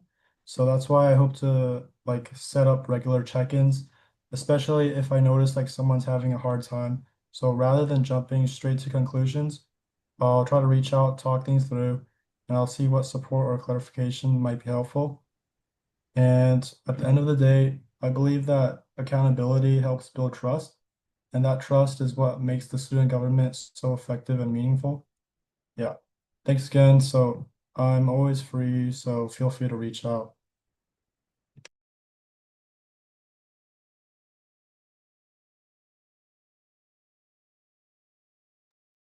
Senators, any questions? Senator Shurkin. Hi, thank you. I was just wondering if the speaker's position could be reflected on the agenda. I just didn't get the last position. Sorry. There it is. Can you see it now? Okay. Any other questions?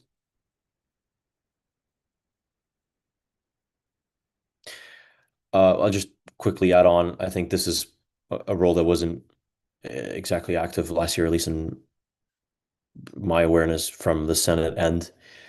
And as Jeffrey was saying, it's very much not.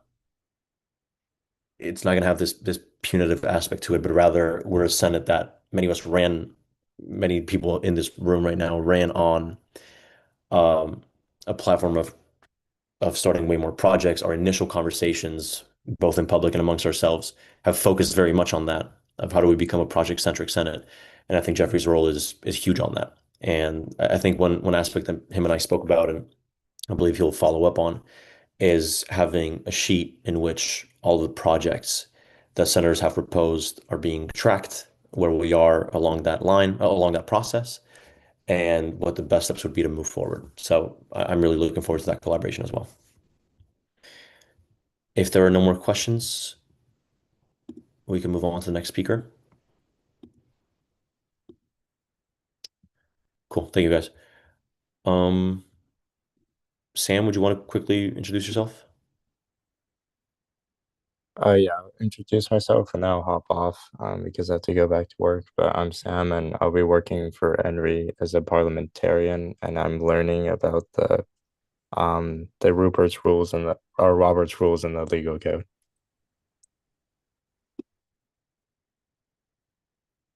Yeah. That's pretty much it. We need a parliamentarian, that's important. Any questions?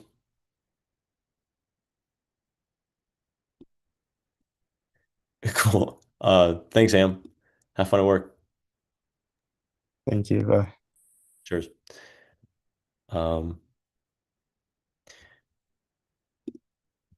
Okay. Is there anyone else here for executive offices reports? I don't believe so. Okay. Thanks to everyone who spoke. Next on to Senator Representative reports. Nothing here. Administrative reports, committee reports, finance, outreach, liaison, advocacy. Oh, sorry. Senator Whitelaw, you had your hand up. Would you want to go back to liaison? I believe we had Senator Lai, our chair, to speak on behalf of us that liaison committee does have a committee report to discuss about. Oh, cool. Yeah, let's. I can share it to you and you can put it onto the agenda if you like, depending on what you want. Yeah. Let's move briefly back into J3 liaison reports. Senator Harder, you had your hand up. Yes, thank you for recognizing me, Chair. I did want to give a very brief report in regards to the outreach committee, but I do understand that a few other senators were before me. So if we want to go about it, in that way, it's whatever process, whatever order. Technically, in the agenda, outreach would be first. Although alphabetically, it should definitely not be the case. I don't know why it's structured like this. But yeah, outreach would be first. Senator Wahdula, if you want to send over that report to me, I can link it on the agenda while we let Senator Harder speak first. How about that? Sounds good. Okay. Senator Harder, did you have anything to add on, or you just want to speak? What do you mean add on? You had no kind of report or anything you wanted me to link on there? Oh, I understand. No, nothing physical, just a verbal report. No worries, go ahead. Yeah, so the outreach committee has been working very hard for the past couple of weeks to not only staff the committee itself, but actually implement some early projects. One of those projects is a mobile food pantry that's going to be a mobile food pantry in Isla Vista. And so the way that works is we've already done quite a bit of coordination, figured out a lot of the legal requirements, and with the county and internally as well to do something of this nature. And so beginning this, I believe, beginning 20 days from now on the 29th, the AS Food Bank is going to be hosting a food pantry, a mobile pop-up food pantry in Isla Vista. And that's just the first step to actually making a more permanent mobile food pantry.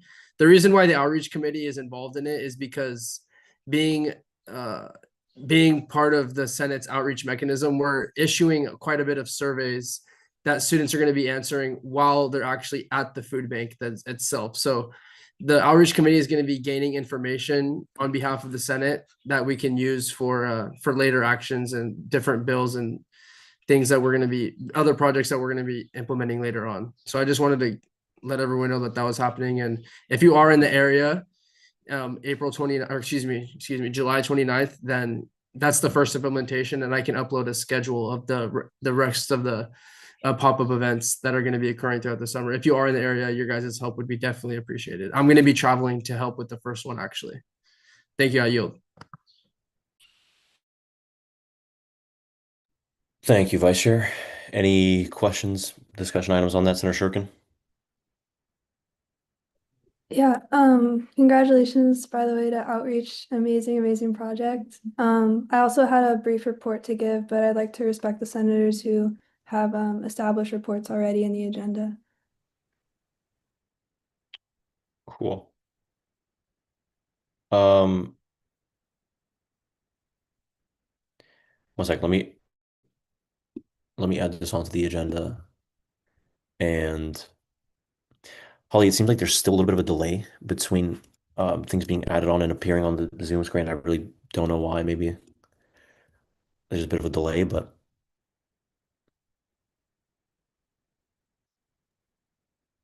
Yeah, I'm not sure. I think that sometimes when you're editing things live, it can lag for a second, but I'm not sure actually. okay. If senators want to remain up to date, you can also keep the agenda document, which I'll actually link on here in the chat in case there's anyone, in case there's a non-senator who's in the Zoom and doesn't have immediate access to it.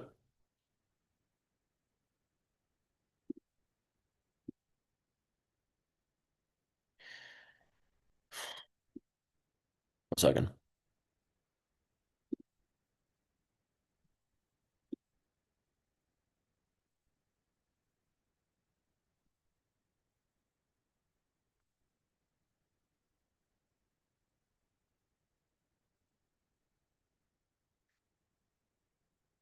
Okay.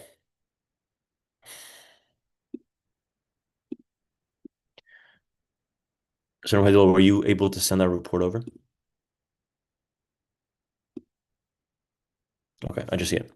Cool. Give me 1 second.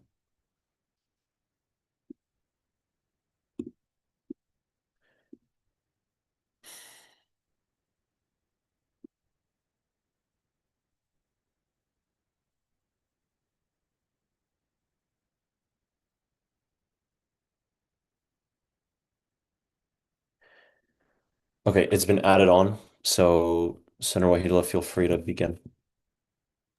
Okay, yeah, I'll just begin on some of the beginning initial parts of the report. I believe Senator Lai is also here, President, so she can also continue on regards to some of the stuff I'll also be mentioning. But as of currently right now, for our summer summary and structural progress, over the course of the summer, we've been currently collaborating so far, making some significant foundational progress towards just becoming a lot more impactful and I feel like more progressive that the liaison committee should be in comparison to what last year's pilot programs were.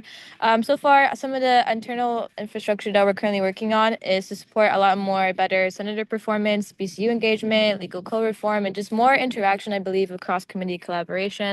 As you can currently see here in regards to our leadership and strategic planning, so far, some of the stuff I've been currently conducting on is just I've so far offered on the 2025-26 strategic plan for the upcoming year that I've just, from my previous experiences working in the liaison committee last year so far, I've seen a lot of pilot programs that were successful that I plan to just help implement that better, I think more consistently for the next couple of quarters, just incorporating better legal code and more BCU engagement models and more procurement authorities just for the procedures and just better infrastructure, just the overall bridges, I think, more successfully manageable. And also we're having an idea in regards to our board positions, in regards to BC representatives, in order to have a better holistic representation. We're having the idea of management creating a sector-based rotation system for BCU. So and quarterly engagement systems will have, at least for in regards to BCU representatives, to have more quarterly basis in regards to them based on what we're looking for the liaison committee. And just overall, I was able to help lead and execute some of the recruitment cycle in regards to also working with Senator Dan and Senator Lai in this process. And us overall, so far, we outreached to a lot of organizations and RCOs for our student at large positions. And we interviewed so far the past couple of weeks for coordination, selection, and we just overall, we did receive an extensive amount of student at large applications, and unfortunately, we couldn't accept all of them. So we were still able to redirect them to other committees and entities that could possibly hire them as well. For example, like the executive office and like the SAG office as well and stuff. And just also just for coordinating directly with AS staff, internal committees, and just overall figuring out ways I feel like not only be like specifically a liaison committee to BCUs, but also better bridging the gaps, I think, for the upcoming year with all like internal structuring entities such as staff members, other executive committees, and just making it, I feel like, become more efficient as it should be from last year's expeditions. And on behalf of other committee collaboration, Senator Than also helped collaborate a lot. She helped specifically a lot in the interviewing process for the student at large and the BCU representatives. She also helped assist in the building the liaison tracker of me currently so far on onboarding materials for the incoming committee members. And she also helped in regards to outreaching to some of our BCUs as well. And Senator Lai also collaborated with us in regards to the recruitment process and some of the planning that we're having for the upcoming year. She participated in a lot of our GroupMe communication so far, helped us establish that better, and provided some better feedback just on proposing some timelines and assignments. And just over here, you can see that we have better for our operational and infrastructure process that we're currently working on a step-by-step basis over the summer to ensure that we become more successful for the fall. Just from afterwards, since we've completed our recruitment process, we're working to help create a better GroupMe and internal coordination tools.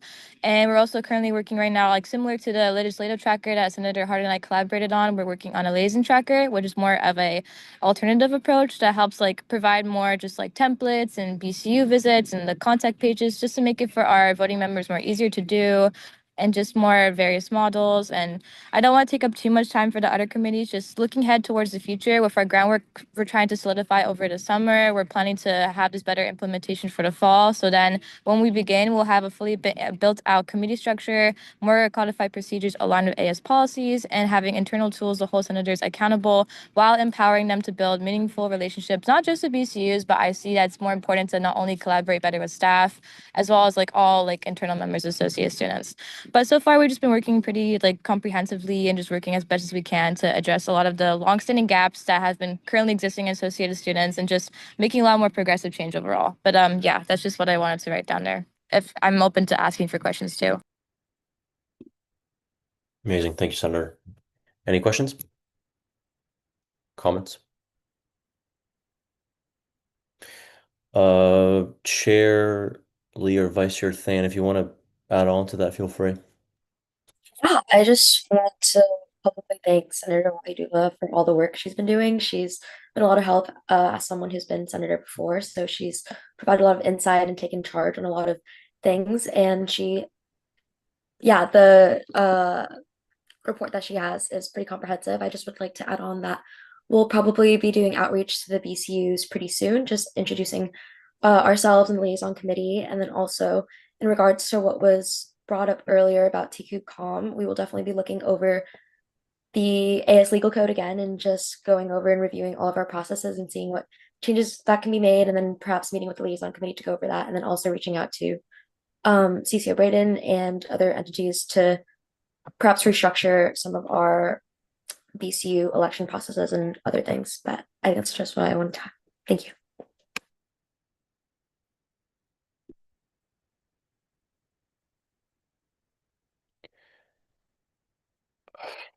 Thank you.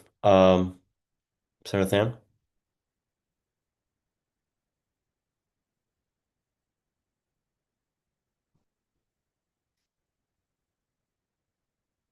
I believe he's not present, actually. My bad. Okay, seeing there's no questions on this one.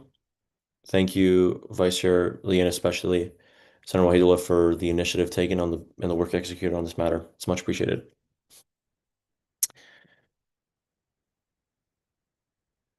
Okay, we move on to the Advocacy Committee, J4. Chair Shirkin, I believe you had a report on this. Yeah, hi guys. I do have a report, but I do want to do some polishing up on it. Is it okay if I either send it out as an email later or add it on the agenda later? Yeah, you can send it as a reply all to the email that sent out this agenda. Okay, beautiful. Yeah, so I'll read off of what I have so far, and then I do want to do some polishing to it. Really quick, just by the way, side note, this meeting's awesome. Like, I love the initiative that everyone's taking on all these matters, and it's just been really inspiring to see everyone lead so efficiently. So thank you, everyone, really. Okay, so um, basically, I'm the chair of the advocacy committee. I'm very, very excited about this upcoming year. Our goal, I'm just going to read through my report a little bit, but our goal is we advocate for student needs through issues like nutrition, hygiene, financial literacy, and more. And we work in a pretty project-oriented matter. So we collaborate with Senate standing committees, UC Basic Needs Program, the Chancellor's Office, Vice Chancellor's Office, as well as a lot of other relevant entities. If you look through our legal code, I love our section because we have so much collaboration that's already required, which is great. It makes sure that we have all the relevant entities and the projects that need a lot of collaboration. So just a quick note, we are still a little short on recruitment.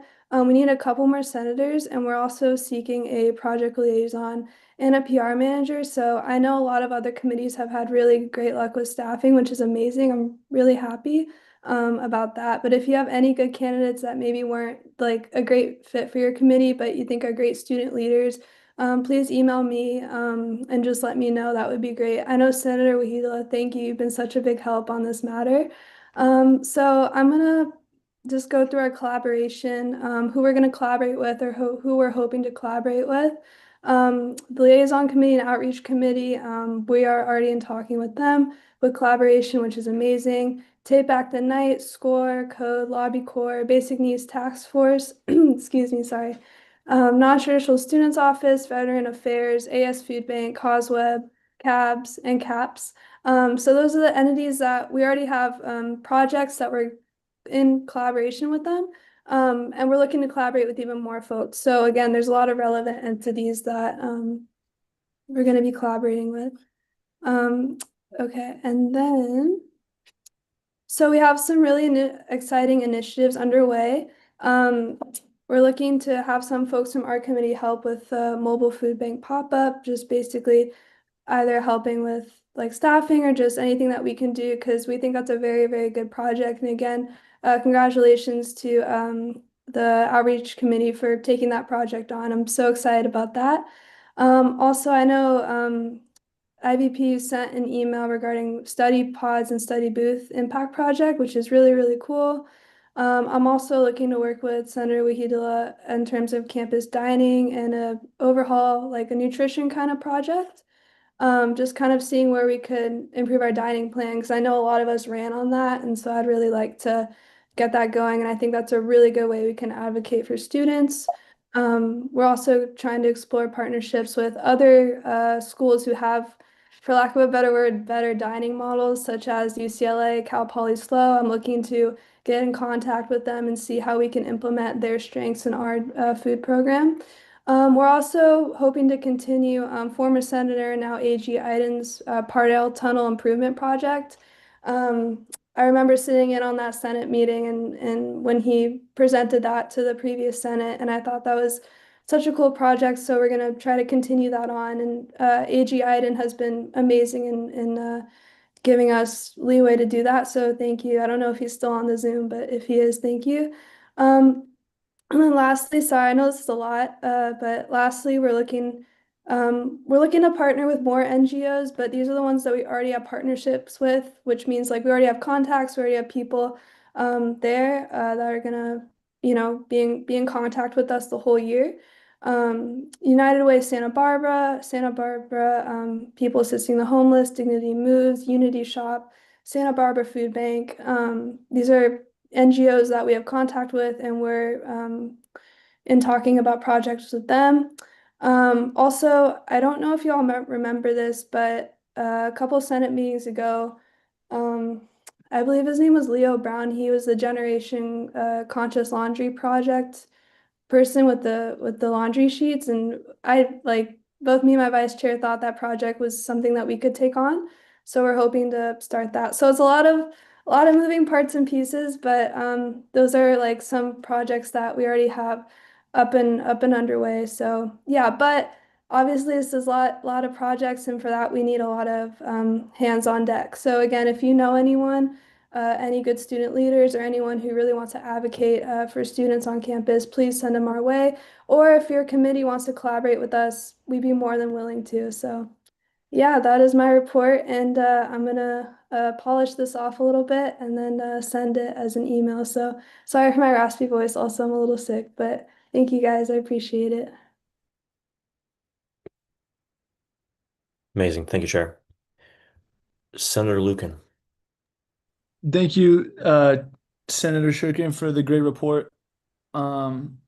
It's obviously you're paying a lot of attention to detail and doing a lot of work. So I appreciate that, and I'd love to see that from fellow senators. I just want to point out to everyone, in regards to Leo Brown and the Generation Conscious, Senator Harder and I have been in consistent communication with him, and we are working on some stuff with him. So nothing notable to bring to the Senate yet, but just wanted to put that on your radar. And if you'd like to work on that, or anyone else for that matter, please reach out, because obviously we're not trying to keep anything secret or any projects undercover. So the more help, the better. Yeah, thank you, Senator. We would love to work with y'all, so I appreciate it, and I'm glad we're working with them. It was a really cool presentation, so thank you. Yeah, I think that'd be a great opportunity for collaboration between outreach and advocacy, which are, I think, so related in their missions in so many ways. So I'll also send over the contact for the presenter to Senator Shurkin and her vice chair, and you guys can get started on that. If there are no further questions, should we move on? Chair Shurkin, thank you so much for the detailed report.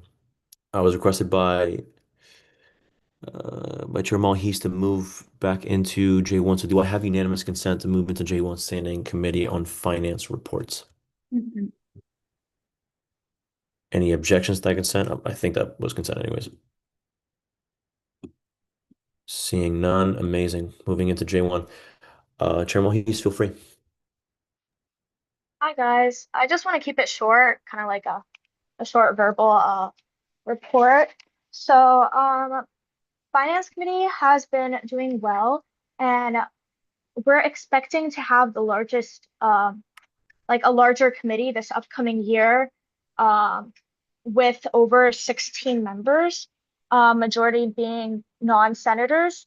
Our application process has been very cautious and like considerate, as in we are holding very intricate and elaborate interviews, as we are trying to hire like experienced people and people that understand accounting or have like knowledge in econ, because we want to adhere to all policies and not make mistakes. I know in the past year we've had some situations with RCOs and BCUs, and they have been taken up to judicial court or having meetings with SEAL. And we want to prevent any mistakes from happening this upcoming year. We also have more money, we have more accounts, so having more like financial officers to be able to communicate with SEAL, to communicate with AS, to communicate with BCUs is very important, as all financial officers, senators or non-senators, are required to hold office hours. So we want to be very like intricate with our hiring process. We have received a lot of applicants so far, and even more once our bulk email application is pushed, and we'll probably have a full board by the beginning of September and conduct training for the following 2 weeks to be prepared for the start of the school year. Some other things that have been going on in relation to the Finance Committee is our finance operations team, which consists of many staff members, AS staff members, IT staff members, and some student representatives have been working. Confirming, yes, this is Nadine. Do you guys hear me? Okay, so have been working to reform our financial system. So things such as all transactions, the system for that next year is going to be revised, and we have been working to revise that. And the system is almost finalized, and we're just like making sure there's no like bugs in the system. So there is a new system for transactions. This will make a lot of things much easier, hopefully in the future, such as honoraria, and just like the whole process of that. I know like there has been a lot of issues with that and like timeliness of getting the money. Where does the money go? So that has been like we've been working on that. Furthermore, some of the projects that Finance Committee has been, before I get to that, we have also been working on getting all of our MOUs. So for people that don't know, since we have access to more accounts to get funded from next year, we are trying to get our agreements with all of those accounts in order to access their money, which means that that money is technically theirs, but the handling of that will go under Finance Committee. In regards, we say, hey, this fits this account's mission statement. We're going to grant you money from this account, and they're going to then it goes to that BCU or that lock-in account, and they'll be like, okay, yes, we approve of this. It does match our mission statement, and that's how many RCOs can get funding for their events, like campus events or events for the environment or anything. It just opens up a lot of opportunity. In regards to our projects, on the forefront right now is our rent support project, which heavily involves Finance Committee, and I will be reaching out and some other members of Finance Committee to IVTU and other organizations that are involved with this program to establish some sort of guidelines on like how like rent could be, how we can like the criteria of getting rent support, like what conditions. Furthermore, something we do plan on working on in the next following few weeks is getting started on is the much anticipated enterprise for AS. So we'll see how that goes. But that's what Finance Committee has been up to, just mainly reforming the system. That's been the most recent work, and that's it. Thank you.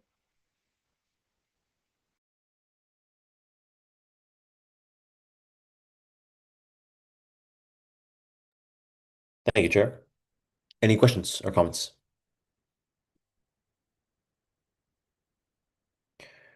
Okay, great to hear. Thank you for your thoroughness on the hiring process.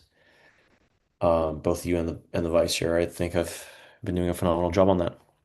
Okay, with J1 through 4 covered, let's move briefly into J5 group projects and other temporary committee reports. Anything there? Okay, let's move on to minutes and allocations. I would welcome just a simple motion to bundle and approve them. All minutes and allocations, that is. Senator Sussman. Motion to approve and bundle all minutes and allocations. Chicken or the egg question, I think it has to be the other way around. I rescind my motion. Motion to bundle and approve all minutes and allocations. There's been a motion to bundle and approve all minutes and allocations. Is there a second? Senator Lee. Second. There's been a second. We're now in discussion. We're now in discussion.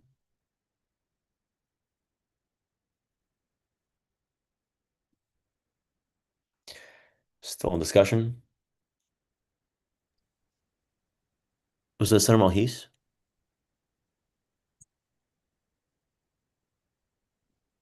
Honestly, Sorry? just shout.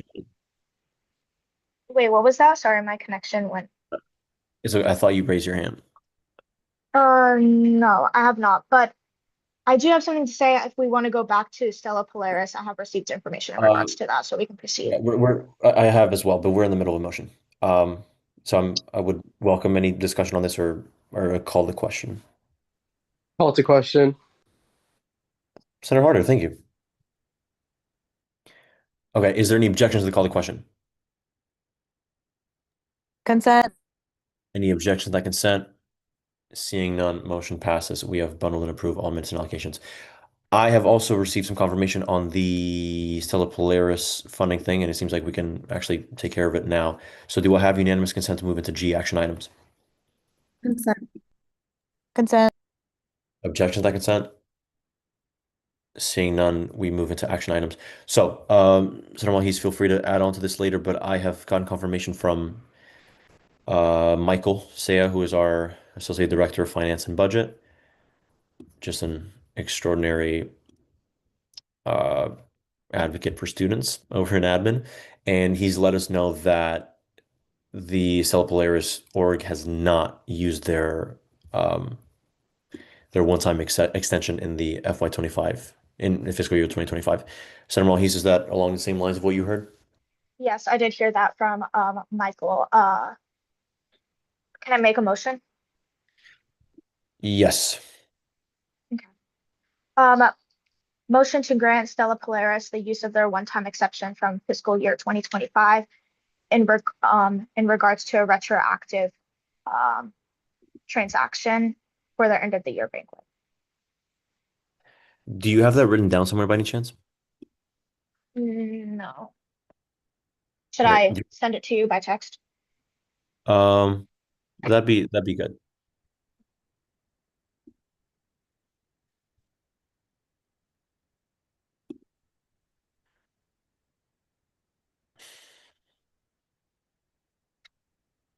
And then after this, we can make the motion above this one.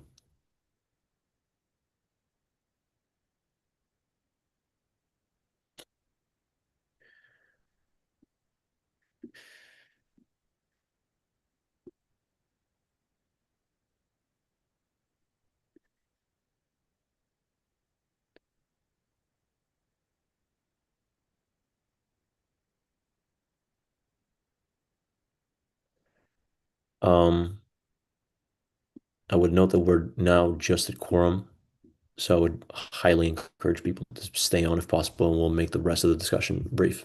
I also want to get out of here, so.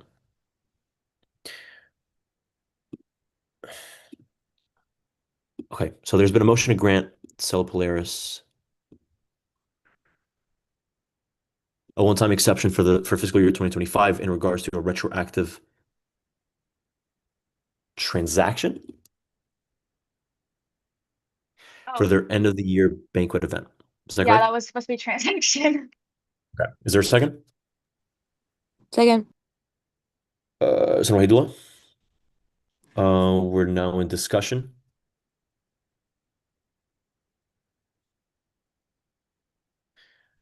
We're now in discussion. Senator Jones, I think. Call the question. Question has been called. There's any objection to call the question? Consent. Any objection to that consent? Seeing none, motion passes. Would anybody like to make the motion listed below rather?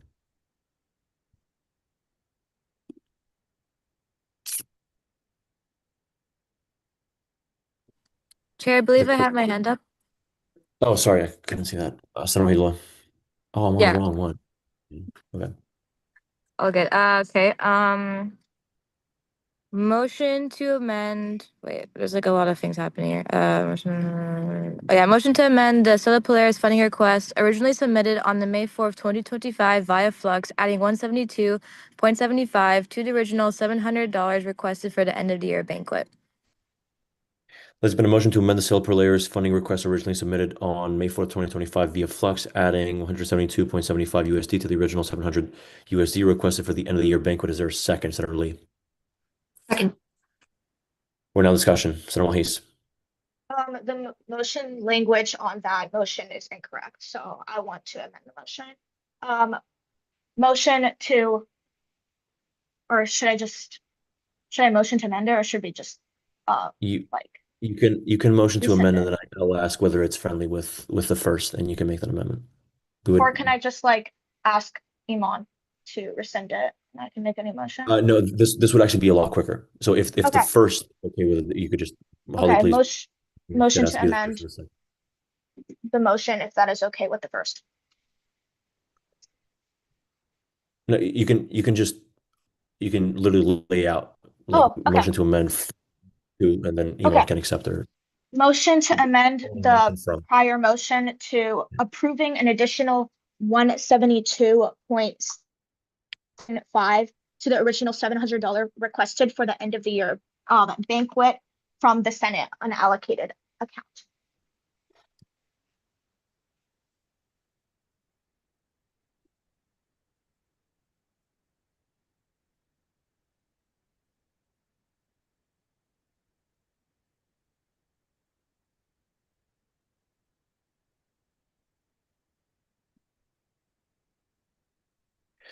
Does this read correctly?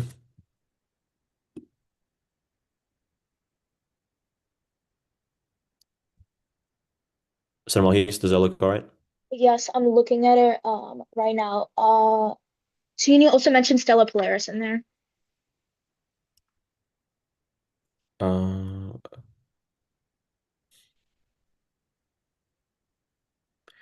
Okay, so I'm assuming you mean Because it's not in the amended motion. right. So I think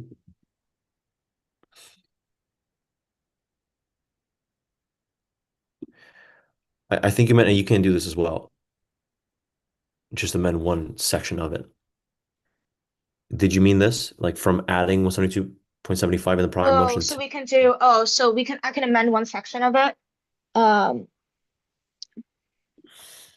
up, can I type up the new motion? Because it's a bit of a complicated one, because I also need to mention fiscal year 2025 in there.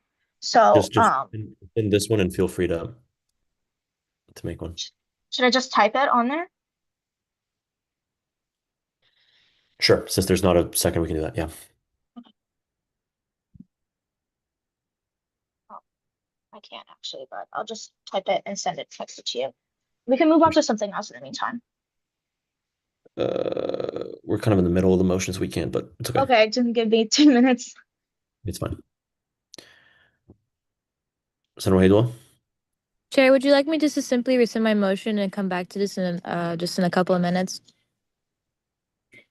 It's fine. I think we can handle it. Okay, cool. So how's the weather? Yeah. Who's in Santa Barbara right now? Me. Me too. I'm a local, so I've just been chilling here. Right. It's sunny. It's nice. Lovely. Wait, where are you, Henry?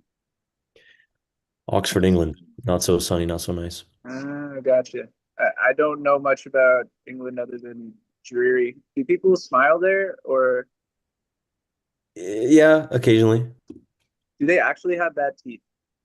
Yes, Whoa. Okay. but I didn't say I that. don't think so. They have perfect teeth because it's recorded. Okay. I believe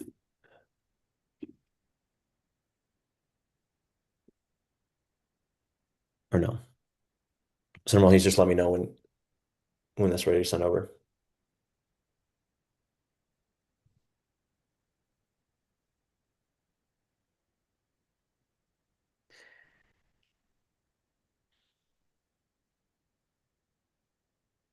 I just sent it.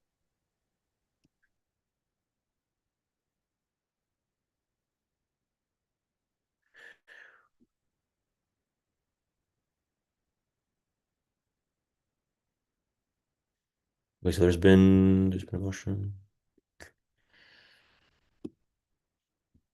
There's been a motion to amend the prior motion to approve Stella Polaris an additional 172.15 USD to the original 700 USD requested for the end of the year banquet from the Senate unallocated as a retroactive transaction from fiscal year 2025. Excellent. Is there a second, Senator Chaudhry? Second. There's been a second round of discussion. I think it Call should the be Senator. question.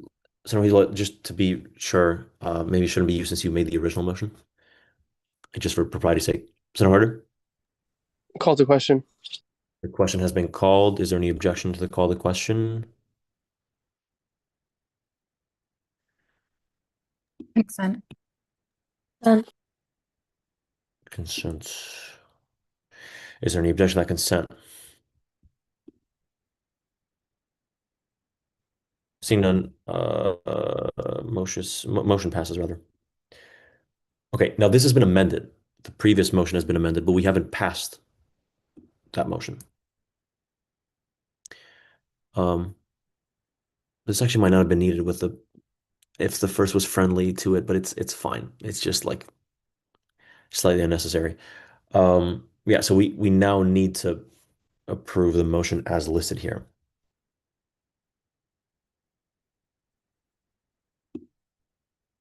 Sorry, Senator Malhis. Oh wait, sorry, I didn't mean to raise my hand. Sorry. I didn't do that.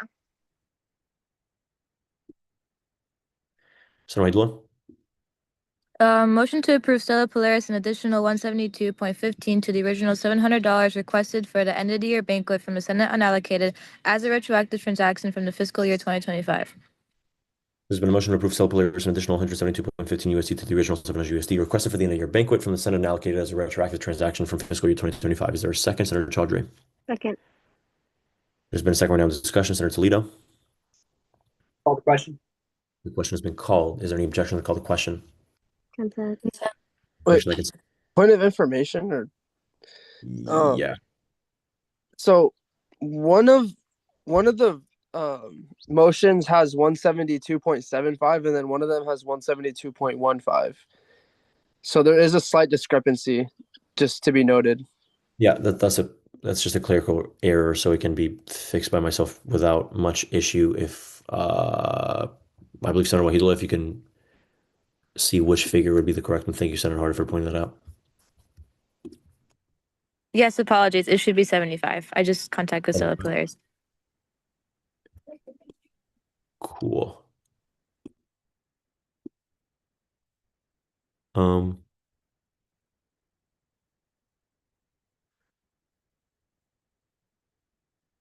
right, let me fix that.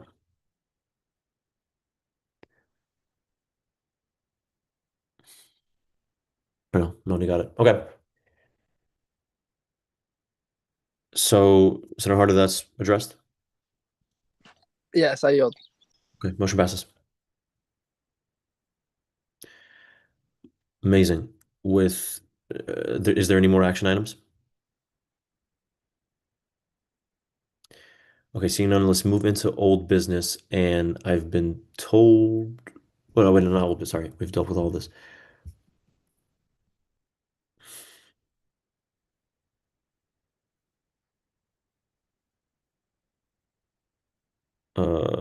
Let's move back into new business is actually the only, Jesus Christ, not new business discussion items. Okay. Unanimous consent to move into L discussion items, please. Consent. Any objection to that consent? Seeing none, let's move into L. So I've been told by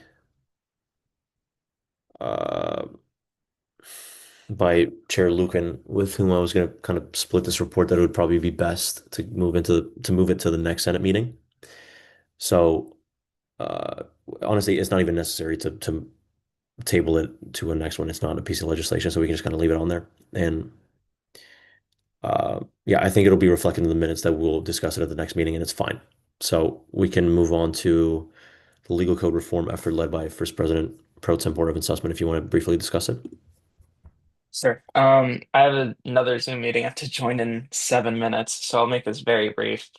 Over the summer, I've been working on a bill called a bill to clean up legal code, and basically this bill is going through 20 years of this association and getting rid of redundant, inactive, and very red tape bureaucratic measures that have hindered this association and will hopefully allow us to have a lot more feasibility, accessibility, and understanding with the student body in the future. What this bill does not do at all is it doesn't dissolve any functioning or active BCUs or committees whatsoever. All it's doing is dissolving and removing inactive committees, ones that have never functioned, some that uh, don't merely work in legal code whatsoever because they're impractical. And this is a continuing project. So I wanted to put it on your guys' radar before we do bring it to vote eventually in the fall. But it's please don't call it a big beautiful bill, Senator Harder. Um, but it I'm really excited for this because it can make our association much more accessible in the future for students. Our legal code has expanded from what was once 100 pages to now over 500 pages, and this bill will bring it down roughly to around 400 or so within that frame. So I'm happy to answer any questions really quickly because, like I said, I have another meeting with a former professor of mine, but that's kind of the gist of the bill. Yeah. Senator, Chair. Chair. Thank you, Senator Sussman. I think it would probably be best to keep these brief because other than this, we can just accept the agenda and adjourn. But yeah, I believe it was Senator Malhis who had her hand up first. Go ahead. Hi, so I think this is it's a very large act that you're planning to commit to. And it could lead onto many benefits that I will acknowledge. And I totally agree with the point that um we should have AS, including BCUs or any entities, be actually effective and plan on like it's clear that they're making progress and they're doing something that's beneficial to the school as this is student fees and everything. But please, please, please, especially take advantage of this since it's summer and make sure that you have thorough communication with everyone that could be affected by the simple like cleaning up the legal code because um we don't want to pull like a 74th Senate and these are like BCUs and entire entities that are being affected. So make sure that you have like a good talk with everyone that could be affected. And so we don't want to impose too much as a Senate that we're like overarching like authoritative power, and we want to be in good communication with everyone and stuff like that. So please, please, please be careful with this. And I hope it Sure. goes well in the future. Thank you, Chair. May I respond? Yeah, briefly. Yeah. So the only act that this will be doing in terms of current BCUs is removing the senator liaison positions, except for Global Gaucho Commission and TSA, which was that was an act passed in the 73rd Senate, and that will be communicated to them as soon as possible once I'm done with this portion of the bill. But I've been communicating with Chief Compliance Officer, with staff, President Metzger. So I'm definitely communicating and I'm ensuring that no one is going to be swept under the rug in this. Yeah, very briefly, I can attest to that Senator Sussman has taken the time to meet with staff, with the president, and there was a few positions he wanted to remove from the Office of the External Vice President for Local and Statewide Affairs, and he took the time to meet with them as well, which is commendable. Senator Malhis, quick follow-up. Also, I would also suggest communicating with a liaison committee, especially since these positions are like kind of like senator liaison positions and stuff like that. Absolutely. Yes. Senator Toledo. Yeah, just to follow up on that one. Yeah, I would probably want to have like maybe more of an extensive conversation with you outside of meeting time, just to respect everybody's time on that. But yeah, just interested as far as what's going to be changing and like why. Yeah, if I can also respond, Chair. I have a full list of every single action that this bill does. It's from little changes in spaces and language to actual dissolvement of committees and BCUs which are no longer active. So this bill is really to aim for transparency. And once this bill is brought to the table, you guys will have that list of every single action that this bill does. So that way there's full communication. You guys understand what's going on. BCUs understand what is going on. So that way, like I said, no one is swept under the rug and is left out in the light. But Senator Toledo, we can absolutely discuss one-on-one. I'm more than happy to do so. Cool. I see no further questions or comments on this at the time. We'll have plenty of time to discuss this. Trust me. Okay, amazing. Thank you, Senator Sussman, and everyone who added on. Holly, would it be, I believe we've covered everything. Can someone confirm for me?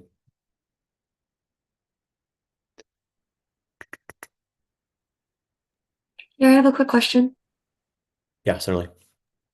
I was wondering if we were gonna address the IB art situation because I know we had 4 of our public forum speakers bring that up, but I wasn't sure if we wanted to discuss that today or at another time.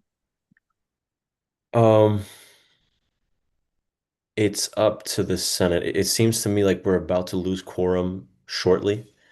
So maybe it would be good to make this, if senators are open to that, to make this top priority at a future meeting. Senator Mahis? No. Okay. Yeah, I agree with Henry on that. Because since they presented it to us right now, it's a good idea for on individual accord for senators to go speak with these speakers in IB Arts before and like come to some sort of plan before we make any action on it. So that would be like better for a future meeting rather than right now. Okay, amazing. Does that address your question, Senator Lee? Yeah, just wanted to double check that, like we like addressed their concerns and stuff. Great. Holly, would it be prudent to go back into acceptance of the agenda and accept it as amended? Yeah, I would recommend you make a motion to accept it kind of as it's written. Okay. Do I have unanimous consent to move into E, acceptance of the agenda? Consent. Any Consent. objection? Seeing none, we're now in section E. I would welcome any motions on this. Senator Mahis, Motion to accept the agenda as written. as written. Appreciate it. There's been a motion to accept the agenda as written. Is there a second? Senator Lee? Second.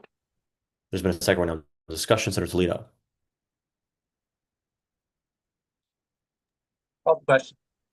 The question has been called. There's any objection to call the question? Consent. Consent. Any objection to consent? Seeing none, motion passes. Holly, are we good for adjournment? Sorry, can you repeat the question? Are we good for adjournment? I think so. I'm scrolling through and I'm not seeing anything else. So unless there's anything else the senators think of, I think you're good for adjournment. Okay, let me accept these suggestions. Okay, unanimous consent to move into, I guess, N remarks.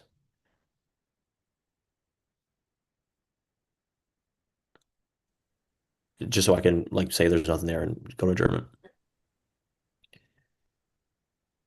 Someone please. Oh, yeah. No ending remarks. Motion to adjourn.